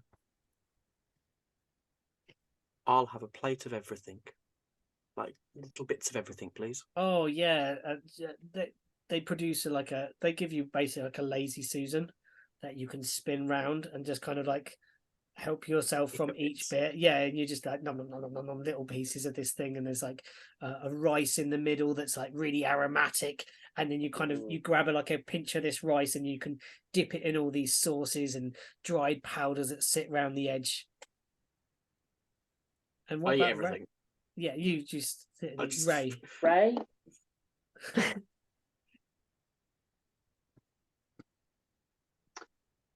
Ray gets immediately overwhelmed with all the stuff going on. Yeah. And basically just sits down and just goes, I'll have anything. Just whatever's free. I don't care. Little Johnsy pulls out a chicken, like a drumstick, and hands it. It's good. It's good in cake. Thanks. Like hands you a cake dipped drumstick. You know what? He eats the cake dipped drumstick. Whatever not. Oh god. Yeah, it is sweet on the outside. You get this kind of Drumstick crispy covered in center. icing. Yeah, you get this crispy center. It's a strange experience eating an iced chicken drumstick, but not wholly unpleasant. I bet that has been someone's weird pregnancy craving. Somebody's yeah, like done a that. pregnancy craving. Yeah. Oh it would god. be. Somebody's done it. Yeah, Ray, you now know Yeah. what it's like to have a pregnancy craving, and have it fulfilled at the same time. Yeah, you sit round and Sybil's like busying herself, and she stands at the head of the table and she puts her hands on her hips, and you see beads of sweat running down, and she mops her brow, and she's just beaming at all of you. Oh, wonderful. Do you have nougats? Yeah. Can I have some, Nougat. please? Yeah. Do you have cool. She goes up to Kind with the nuts in it. like a stone chest, opens it out, and it comes out, and it's ice cold. Oh. It's white and pink, and she kind of chops it down with a great big flat cleaver, and it's filled with nuts and seeds and all the good stuff.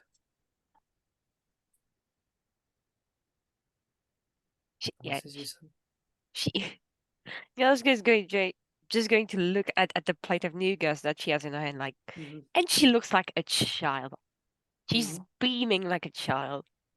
And when you place it in your mouth, it has that kind of property that when it's cold, it can snap and it's crisp.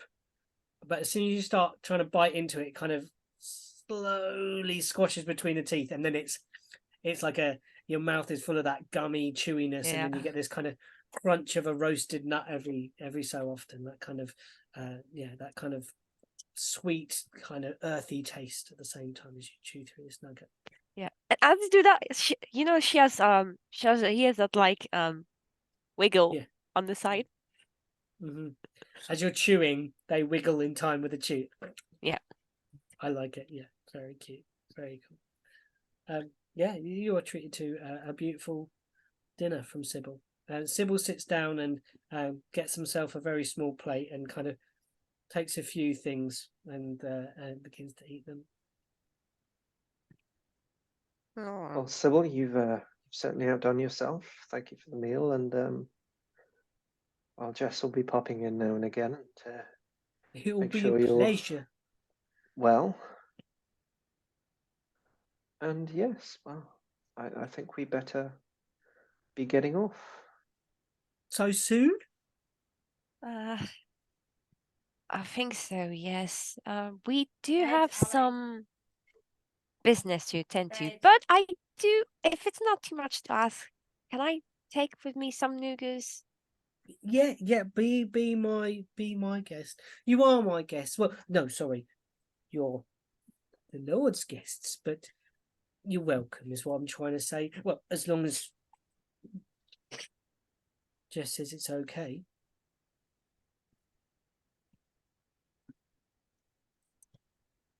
And the Lord says it's okay, and Jess kind of nudges him and says, "It's all right. Just call me Jess. I don't like all that Lord business. Weird." Okay, all right. You got you. Only for like important occasions. So if we got to do like a high tea or something, yeah, then you can, I suppose. Oh God, that's what Mum's gonna do. She's gonna have a dinner, and everyone's gonna come round the house, and I'm gonna have to wear the thing with the frills at the collar and the wrists. You don't. Jess, You can Yeah. wear whatever you want when you're Lord.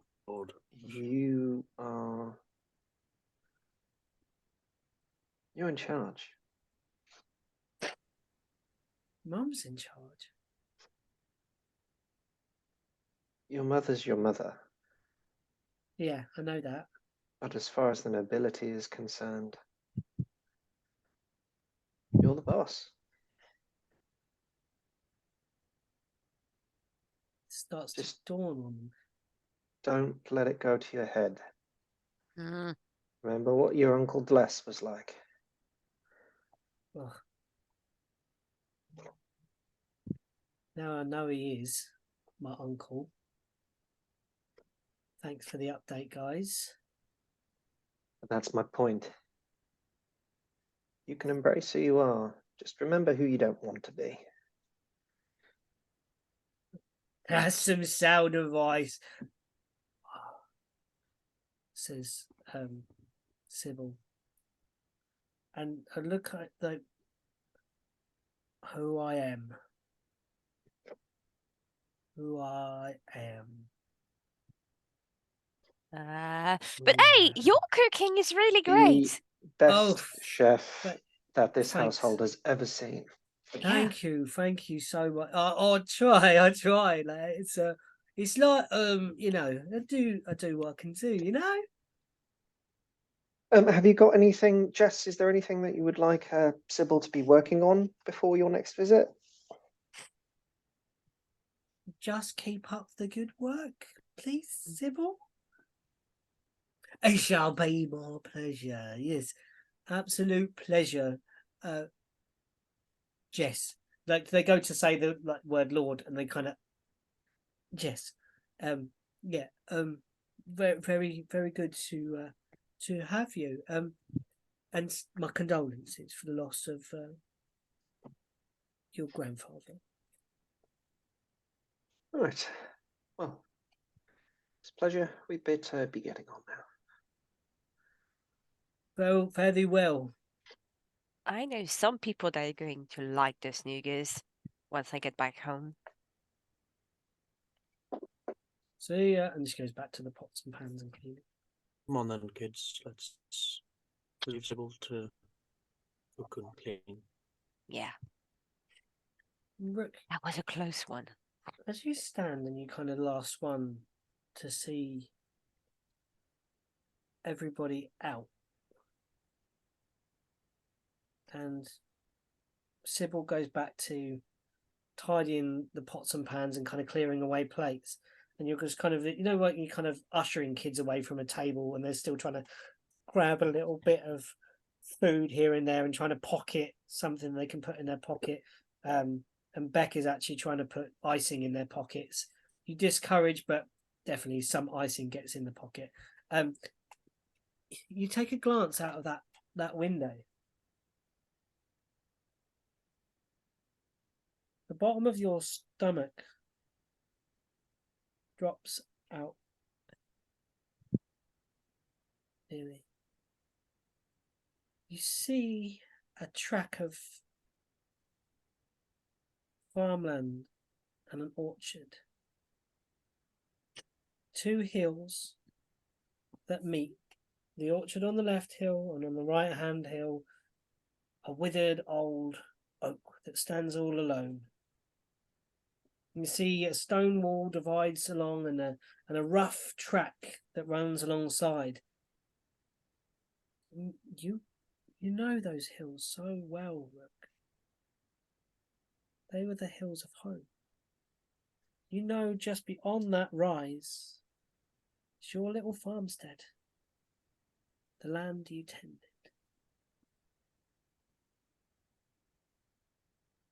You guys go ahead. I'll catch up in a second.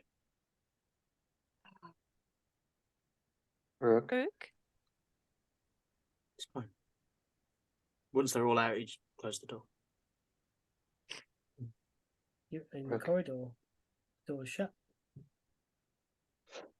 Just before Arden steps out. Yeah. Kind of just slowly to Rook so the Sybil can't hear.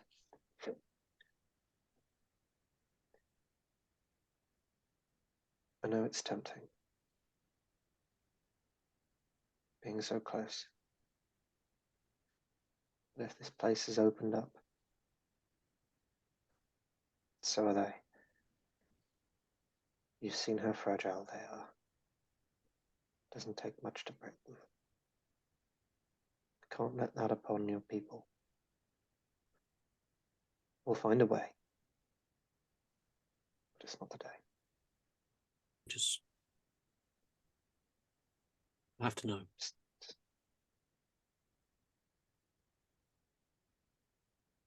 Can't leave. Can't go outside. I know. We don't know what will happen to this place. We might breach it. It might let them out. They might break. We can't risk that. I know, but maybe she'll know something. I have to know. I have to try. Don't break her. You saw how simple it was. They're fragile. I will not touch her. Just gonna talk. That's what I'm worried about. This world, these memories, these lives they have in here, they're fragile. The moment they start thinking about the outside, they might remember what they are, and then we're all in trouble.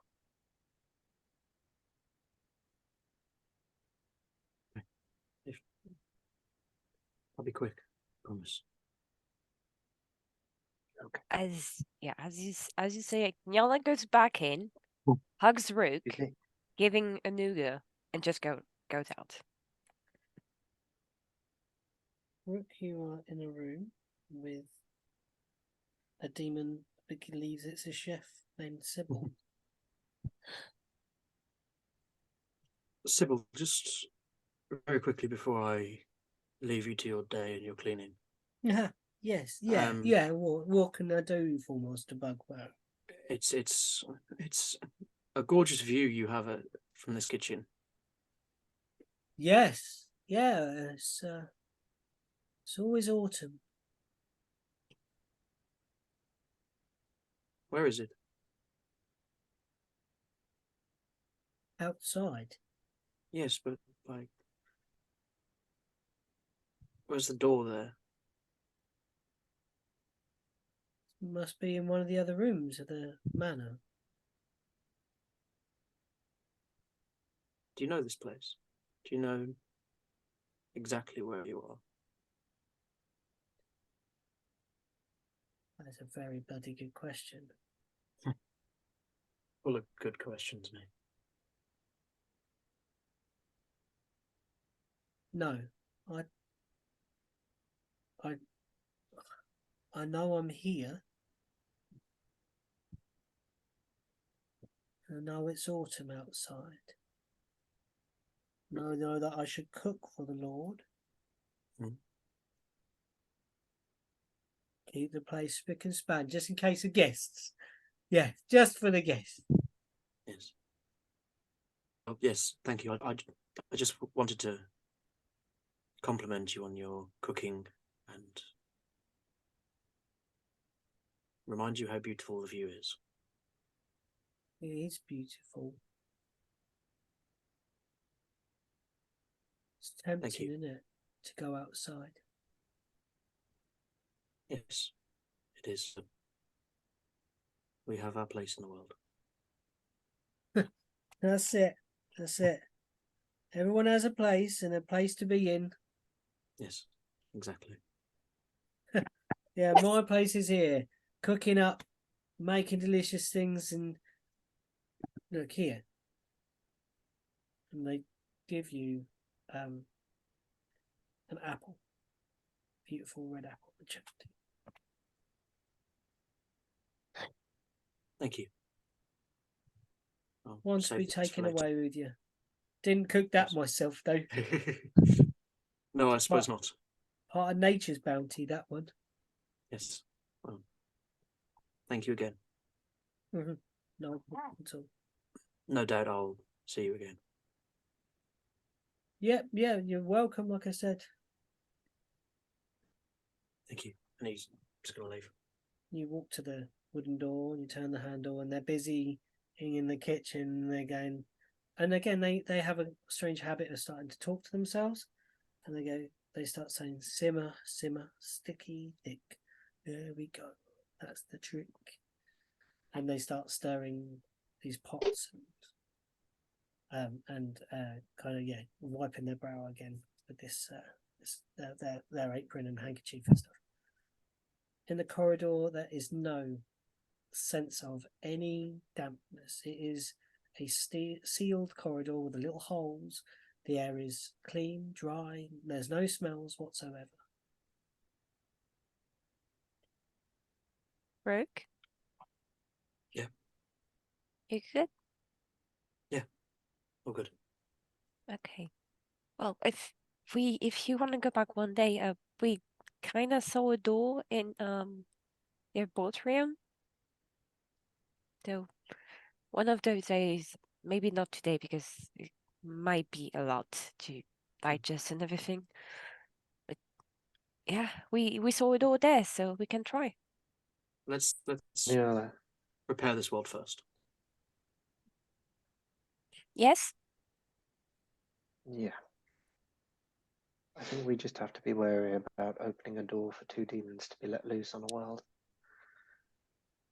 Let's make sure this place heals first before attempting anything like that. Yeah, sure. It's just, just in case. Yeah, I get it. I don't know about anybody else, but my stomach is so full. Yeah. The Very good meat. cook. Oh my God. I may have eaten it's uncomfortable in my plate. They reach inside, pulling up bits of their clothing, trying to push their food, their stomach, their food baby down. It's it's so full. Where did they get the meat? I don't know. Who cares when it I don't tastes think you so should good? ask those questions. I don't think you should ask those questions. No, as I said to Rook earlier, it doesn't take much for them to question their reality. No, I just don't want to know where demons get their meat from. You don't want to know. I've read books.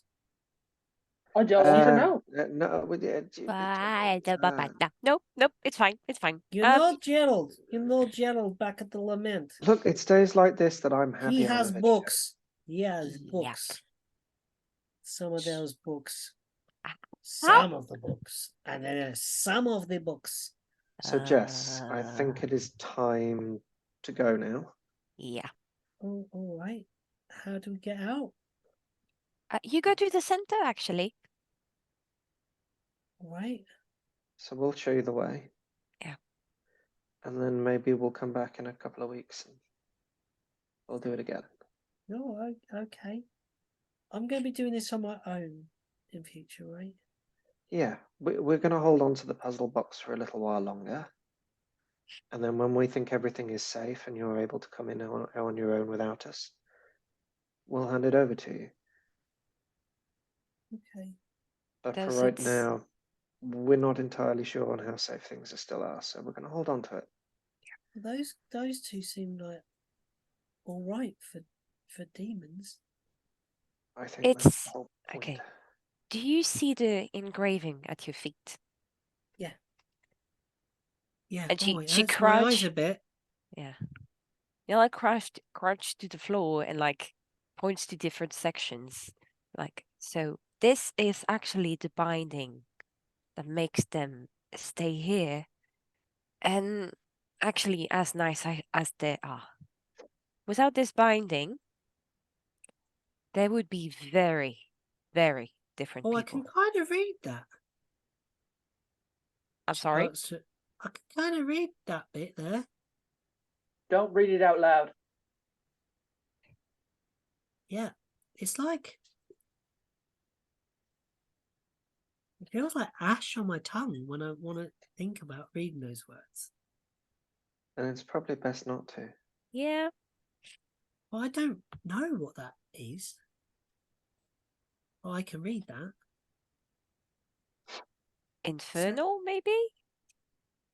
Do you read Infernal? I cannot read Infernal. Anybody read Infernal? Wrong character. But we need Nanjala. Yeah. Oh, you know what? I wonder if Ishara does. I kind of don't remember her language proficiency. You know what? I think I had her as Infernal. Oh no, she didn't. Of course she didn't. She chose all the wrong languages.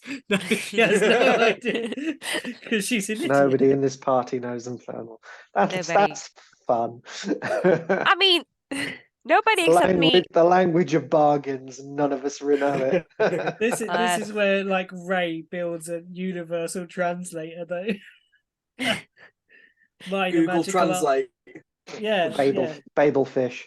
yeah. Ray I was about to say, translator. like little fish. What level's the tongue spell? 3.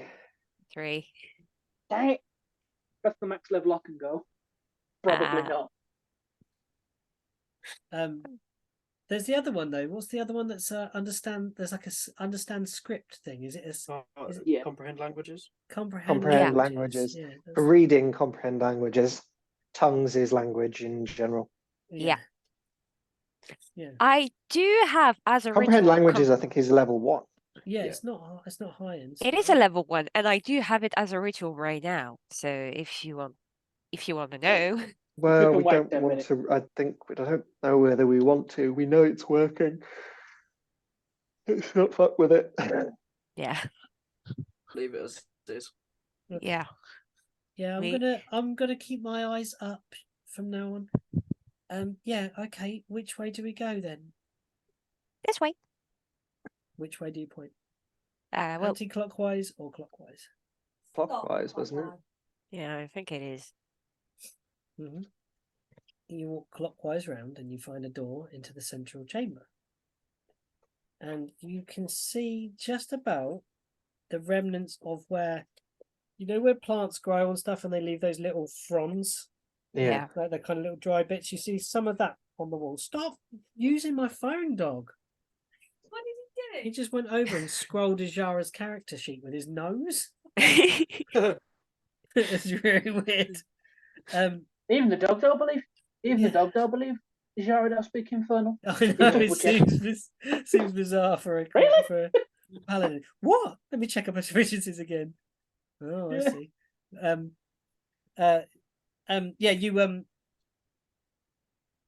You proceed round and into the central circle. And when you reach the central circle, you're confronted with a gateway, which you saw before. But besides the gateway is something else. There is what appears to be like a glass dome, but the surface of it is like a bubble. It has that kind of iridescence to it, shimmers slightly, but it's most definitely a solid thing. Like you maybe think it's like an enchanted glass or something like that. Mm-hmm. And inside you see a plant kind of coiled on itself, almost like a. You ever seen when a snake goes to sleep, and it kind of coils on itself, but every now and then it kind of just constricts, and then undoes a little bit, and constricts, and undoes. Stop. But this thing is maybe like the glass dome one I'm talking about. It's like 15 feet from side to side.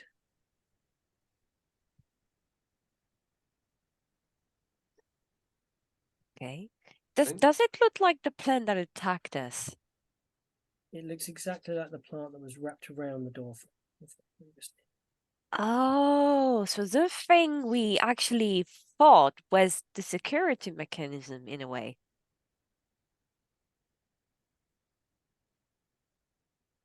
The thing that tried to eat me. No, this is not the thing that tried to eat you. This is the thing that surrounded the gateway that Arden. If it is, I'm going to flick it. Put his head Don't. through. And got a vision of seeing the abyss. No. Yeah. So this is.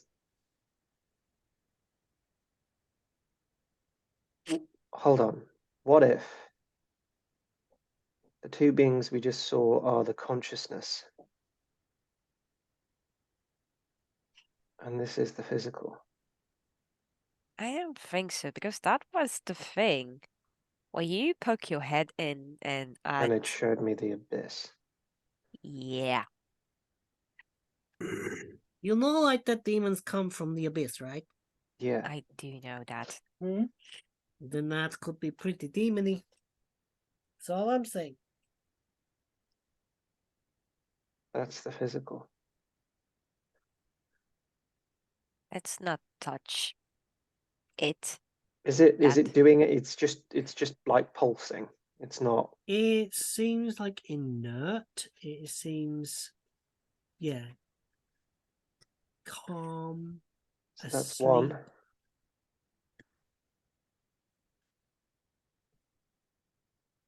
Well, the little lady servant did say that the exit was near the nearest of the two demons. Yeah. Said it was always with the room of it. All right. Suggest never touch this thing. Gives me the creeps anyway. Good, it should. Let's Right. go. Good, you're clever. Okay. All right. So I go walk through that thing. There's a shimmering portal. I think so, yeah. You still have the cube? Yeah. Pop it in the thing. Okay.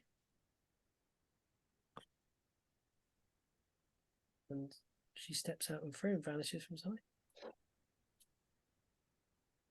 Right. Let's go. Right. Let's go. Each of you in turn steps through, and you appear in a small, dusty attic strewn with strange garb, graffiti, and all kinds of stuff. Appears to be evening time ish by the little sunlight that comes through a small glass window that's set in the roof. You can just make out the low glow of the sun. Yeah. That reminds me, Jess, that don't ever spend too long in there. Oh, all right. Because time moves faster outside than it does inside. Okay. It might feel like only an hour inside, but outside, 4 hours, maybe more. I'm not sure. We haven't really timed it yet. Don't know how we What would. you need to do is put a clock on the outside and then go in and then count there and then come back. Yeah, like that. We should have done that before we went in, but we didn't. So, yeah, What's time's the a bit clock? I didn't have the idea until now. I mean, So yeah, never feel like, oh, I'm just going to go and spend the night, because if you do, you might end up gone a week. Right. Well. Ah, No. you know what this means? I can literally run away in my own house. Yeah, that's part of the reason we're not leaving you the box just yet. Oh, come on. no. No means no, my dear. Sybil and Al were fine. I have a question. What's Yes. the age of maturity for tieflings? 20. Standard is it's a bit like humans, pretty much. Yeah. Look, To be honest, it won't be very long at all, and then you can have it. Sure, but I am the master That of the is the house. now. She tries playing that card. Doesn't work Don't out here. get it into your head. Worth a try, wasn't it? Yes. yeah. And you hear a voice boom up from downstairs. Oh, darling, I'm so glad you've made it. Wonderful. Yes. A new carpet. Yes. Yes, isn't it wonderful? Hand sewn by gnomes. Yes. Yes, yes, yes. You can hear the voices of people coming into the place. Go on through, go on through. Oh, Margaret, you are looking dashing. Are those new horns? Fantastic. Come on through.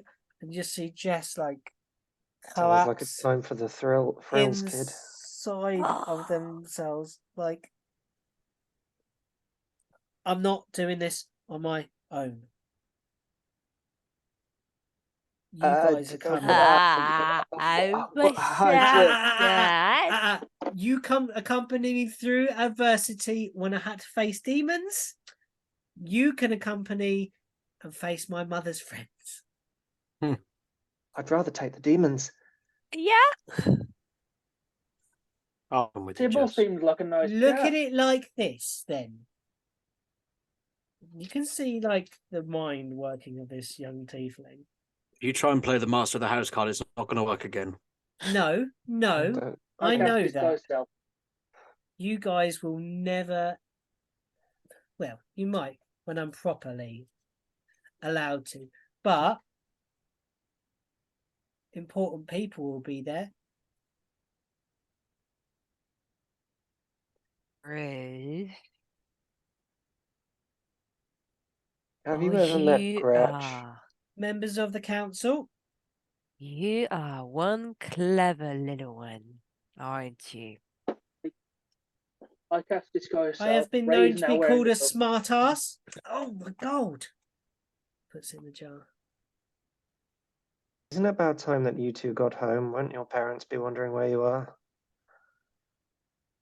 It's late. Oh, suppose.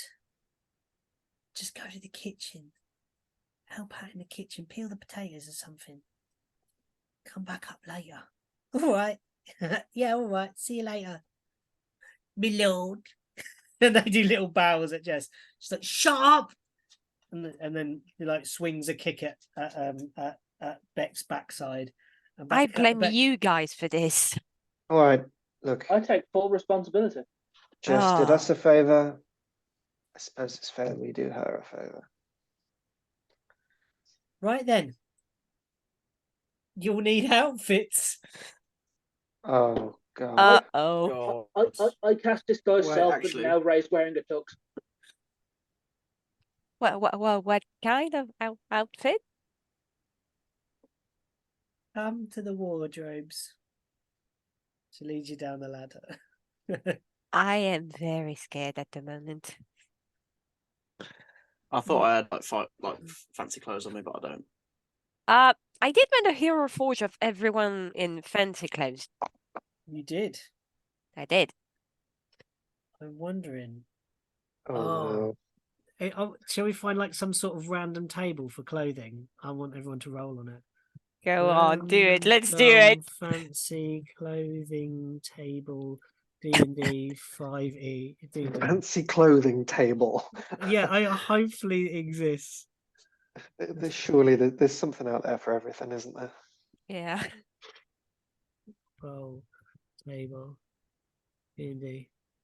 Well, when I did the Hero Forge, you just told me that Arden would just take the cape and just have his basic monk outfits. Yeah. You, George, you told me it would be a tight chemise, white chemise, and some pants.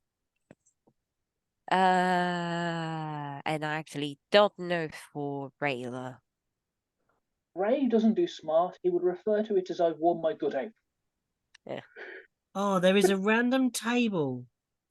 Here we But also go. disguise self makes himself look This fine. is great. Okay, Oh, so you've got no. a Oh roll. God. What are we rolling? Okay, Hmm. so Nobog. Okay, so you get to choose. Okay, Nyala. I'm gonna. Okay, no, we'll start with because Nyala, you're in the top corner for me. There is a choice of gowns or shirts. Will you stop, you spoiled brats? I am going to say gowns because if you ever try to put Nyala into your pants, it's not going to go well either. No, okay. Roll me Tails. a D8. Yeah, tails too. Nyala D8. has clothes, and I'm pretty sure she'd use them. Sorry? I said Nyala has clothes, and I'm pretty sure she'd use them. Yeah, she will use them. D8, You please. try and put her in 3. pants.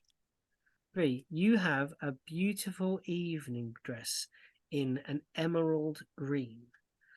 Roll a D10. D10. Yes. Oh boy. That's 8.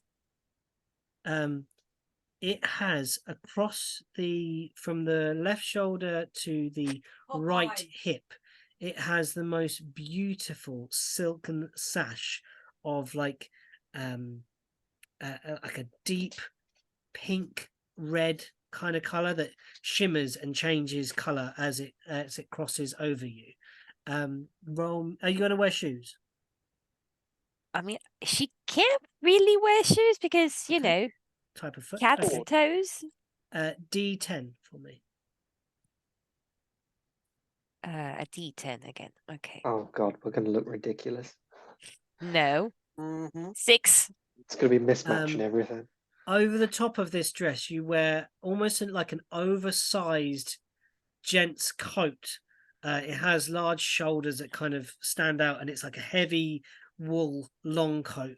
But somehow that kind of mix of masculine and feminine comes off really well. It kind of even kind of accentuates your femininity in Nyala's outfit. And can you roll me a D8? Okay.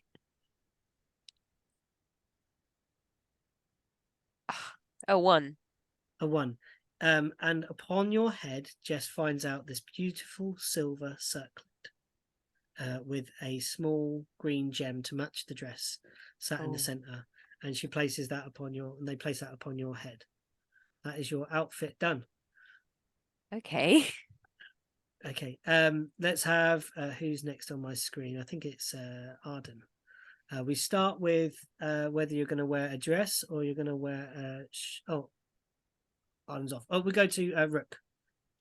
We'll do your one next. So dress or are we going to go with shirt and trousers and stuff? We're going with the shirt and trousers. Okay, roll me a D8 for what kind of shirt we're going for.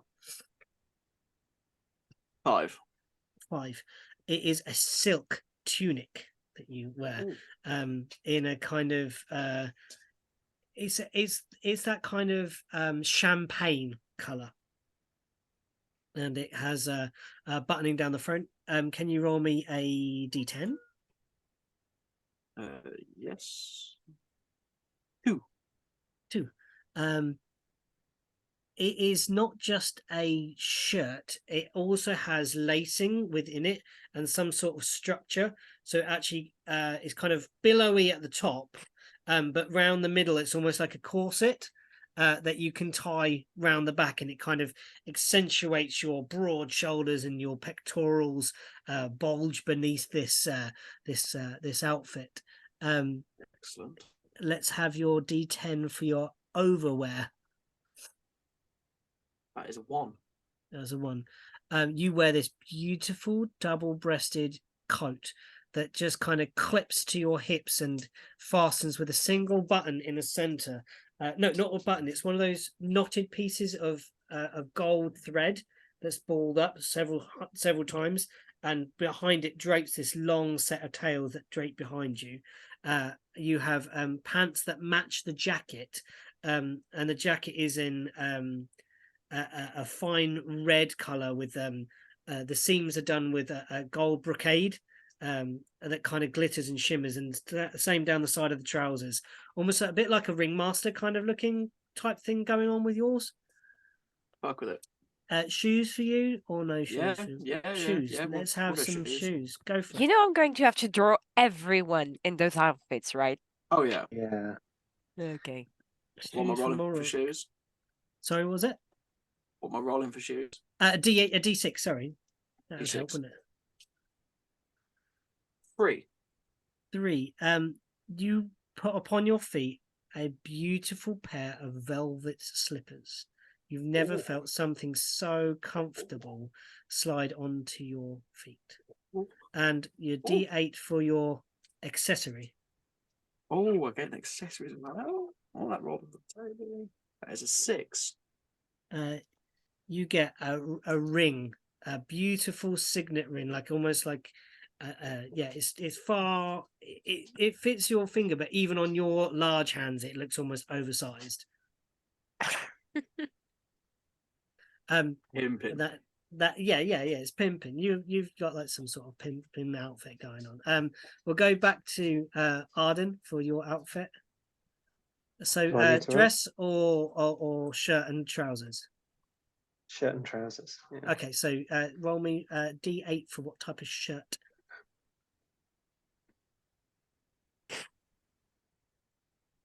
3. 3. It is a jerkin that you wear upon your top half. A what? A jerkin. What's that? I'll send a picture. How do I explain a jerkin? It's like a waistcoat, like a collar, like shoulder pads, but it doesn't have there's no sleeves. Yeah, it's similar. It's like a medieval waistcoat. Yeah. Yeah, like but it's a a bit more. waistcoat. But it's a bit more padded in the shoulders and around the neck. Jerkin. G-I yeah. what? Jerkin.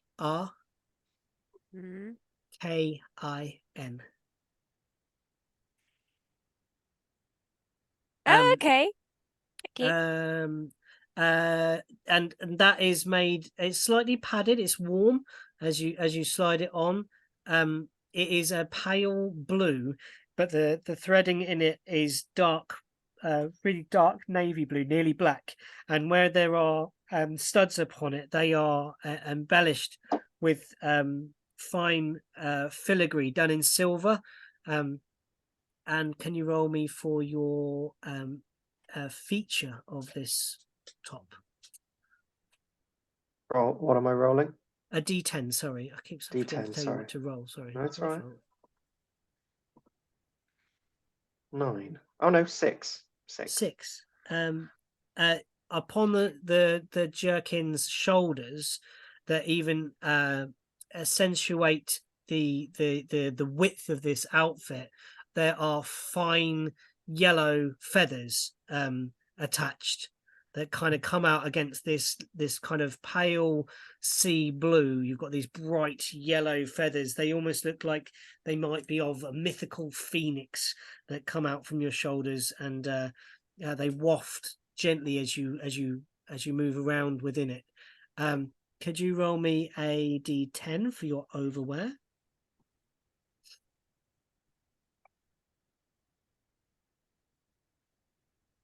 Mm-hmm.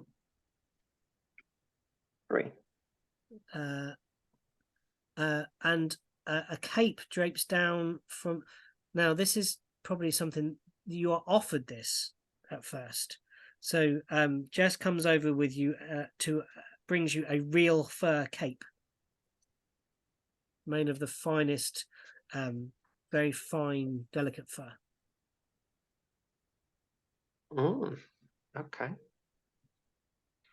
And it is kind of browns and golds, like a dappled kind of colour. Very nice. You take it? Yeah. Yeah, cool. You take it. And shoes then for me, a D6.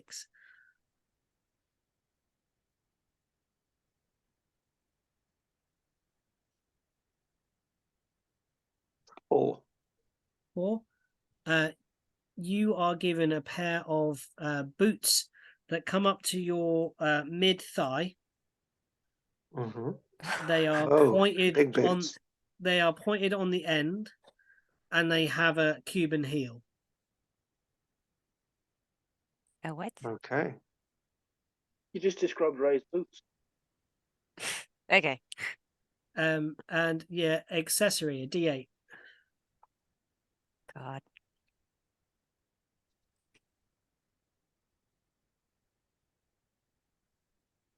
Five. 5. It is a fine, obviously costume jewelry crown that is placed upon your head. It is made of twisted wood, like a willow. That's then been maybe dipped or has been like not enameled, dipped in metal, like into liquid silver, and then it's kind of crusted and set on this very organic shape. And you can even pick out little knots in the wood and little markings around it of like little berries and little you can see the grain in the wood and everything. Okay, that is your outfit. Ray, first of all, D8. Oh boy. Dress. Sorry? Dress. A dress. Okay, a dress. Sorry. What? D8. I'm gonna Still do a that. D8. Do it. Ah, that's nice. I found one that I put in art and everything. Go for it, Ray. What was your roll? 8. Nice. 8. I don't even know what that is. What is? I'm ready to Google things. Yeah, I'm having to Google it and how to say it. I want to look like somebody from the Disney princesses. It's a Victorian chemise or chemise. Chemise. Yeah, Chemise. Yeah. Yeah, une chemise. Basically, it's French. Is Yes, it's. Is that I killed my husband robe? It looks like it looks like Little House on the Prairie-esque kind of dress. I was going to say, like, I've googled chemise, and all I'm getting is like women's 90s. Yeah. Basically, yeah. Let's have your features for it. This is in a mauve color. D10 for me. What mauve mean? Like purple. Okay. D10. I'm still learning what all the shapes are. 6. 6. Roll again for me because we've had that. Which D10? Did you say? Yes. Yeah. Roll again on the D10. 3. 3. All down this thing, and where the belting comes in and where the collar is, there are gemstones sewn into the very fabric, almost like setting it as if they were setting pieces of jewelry. So it's this kind of mauvey purple color, and these stones shine out in a brilliant, like, they give out light, nearly like a white light as you move around, and they catch and shimmer and glimmer like the most beautiful diamonds. I do look at 12, and I turn and I look down at Jess and go, "Can I keep this?" Yeah, It's fine. No one will notice. We've got loads of this stuff. Cool. Let's have your overwear. D10. I'm gonna put in Ray's inventory shiny dress. Shiny dress, yeah. You can add all these to your inventory, Yeah. folks. Okay. I would just like to say I own the outfit that George had, and I am genuinely upset. Let's have your overwear, please, Jack. So a D10, 10. please. Roll the 10. Oh, 10. You have a nice little shoulder cape to go with it. It kind of cuts off just below your shoulder blades, and is in like a deep, rich silk. So whereas your heavy fabriced chemise is kind of thick and down and kind of weighs you down a bit, this gives you kind of like an element of sort of like, you know, that you would look badass if you leapt off of something with this on. Yeah. Shoes, D6.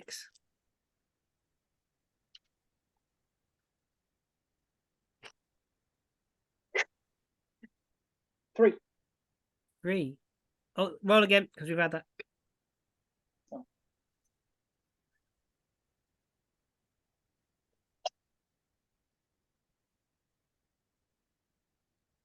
1. 1.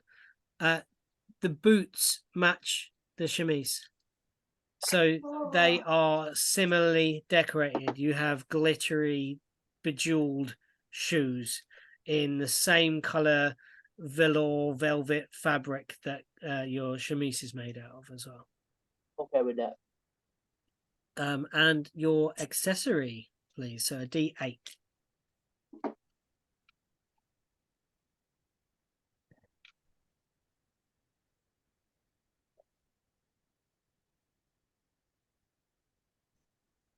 6. 6. Roll again. We've had that. Can you stop rolling the same as everybody else? Tell me that. God damn it.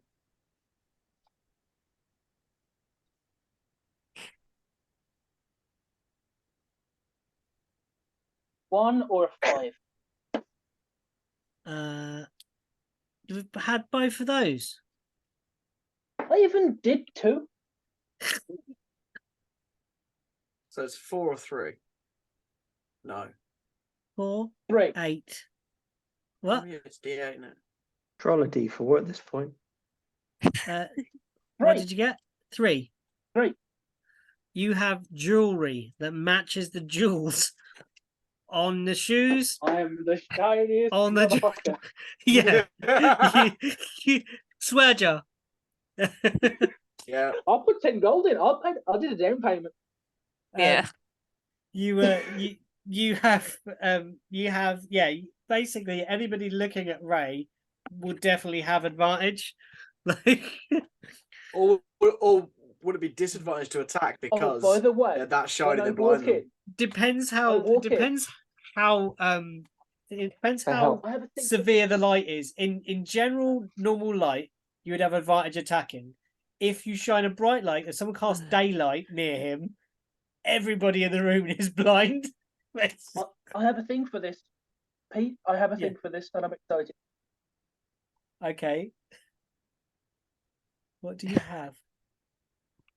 Oh God. What is this strange Ray combo? We have to do Jara. You create up to 4 torch-sized lights. Blah blah blah blah blah blah blah. You can combine all the four lights into one glowing, vaguely humanoid form of medium size. Dancing Whichever form lights. you choose. I tell you what would be badass. Cast dancing lights on your limbs so that the vaguely humanoid form matches your form. Pete. Mum's shouting me. Oh yeah, no Go trouble. for it. Go on, Yeah. I'll pop you on mute a sec. Yeah, we're near the end. Yeah, I'll roll Ajara, and I want Ajara to be a surprise I've been Oh, given free okay. rein. for when we next play. So I'll roll up Oh, Ajara's okay. one. So when we move into the table downstairs, Said we wanted a ball. yeah, Jess looks at you all and goes, "You look Great. Nyala is I look hiding at- behind the curtain, like. Come on, Nyala, you I look look all at right Jet. too. No, I look awful. I I look mean, you don't awful. look great either. No, I look like I look like I am not allowed to say a bad word. I'm not. I put a It's- golden word, yeah. There you go. Say the bad words. I look like a slut. No, you don't. Yes, I do. Come on, What I've you got to lot wear complaining this. about? I look great. Rook, you Just do look look great. at the thing. I got to wear this with the frills. What are you Mum talking and about? sis. Just. Jess, It's Fine. different. No, What it's did you say, Arden? Something about like be yourself, but don't be like the other people. it's like everybody's going to stare and everything. It's Be yourself, but don't be the people you don't want to be. it's, I hate I'll go get changed. I'll meet you down there. like everyone's going to look, and I mean it's the Pete? orange and the green and Niala, trust me, the last people are going to be looking at down there are us. They are all dressing to impress. These Yes, people are Ray. drenched in money. Ray, I have an Ah. idea to just ray this entire situation. I cast disguise self and turn up in a normal tux. Okay. And then I wait until I'm in the until everyone's already started. Then I drop disguise self and just glitter bomb everybody. Just glitter bomb, basically. Just like, Yeah. who's that dowdy fellow in the middle? Like somebody puts a light on a disco ball. You literally are the disco ball. You just spin in the middle Yeah. of the room. Everyone starts dancing. Oh, and can I say something, Pete? Do you remember when we did that behind the scenes thing where you says there's bad rumours going on about Ray? Oh yeah. I think we know why. Well, this might dispel those rumors. You might be kind of like, talk of the town in another way when you become a living disco ball. yeah. Yeah. Right. And we'll leave it there with Ijara's outfit and Jess's outfit to be announced. You start proceeding your way down the stairs and you kind of slip your way into the queue behind Lyra Sletley, who's kind of greeting everyone at the door. And you kind of merge with the crowd. You kind of go behind them and kind of follow through to a ballroom that is vast. It has a huge, beautiful chandelier above. The floor is these beautiful glass tiles. They are blues and whites and sort of tourmaline kind of colors, that kind of greeny color. And there is more food laid out around the sides. There are drinks. There are waiters moving in between. There is a whole group of... There isn't a whole group. There are two players the far side of the room. You recognize them immediately. They are Joel Jewis's companions. There is no Joel Jewis. And that is where we shall end the session today. Ah! I really enjoyed that session. Yeah. Please send me a I would reference for your outfit because I really want to draw those. Yeah. would Find like- reference stuff. I would like to say one mechanics thing. I use Yes. my all-purpose tool to add minor illusion to my spell list, and then I actually do the noise. Well, when you reveal, yeah, we'll do that next session because I want to have Oh, like the God. crowd's Mixture of reaction. minor illusion, dancing lights, and thaumaturgy. Yeah. Well, All just going off the at magic once. item I can do means I can add one cantrip from any spell list once a day, and I use it to just do the noise, and I completely waste that for the rest of the day. Yeah, that's a good use of that cantrip, definitely. All right, folks, Right. it was a pleasure. I'm going to pause this now.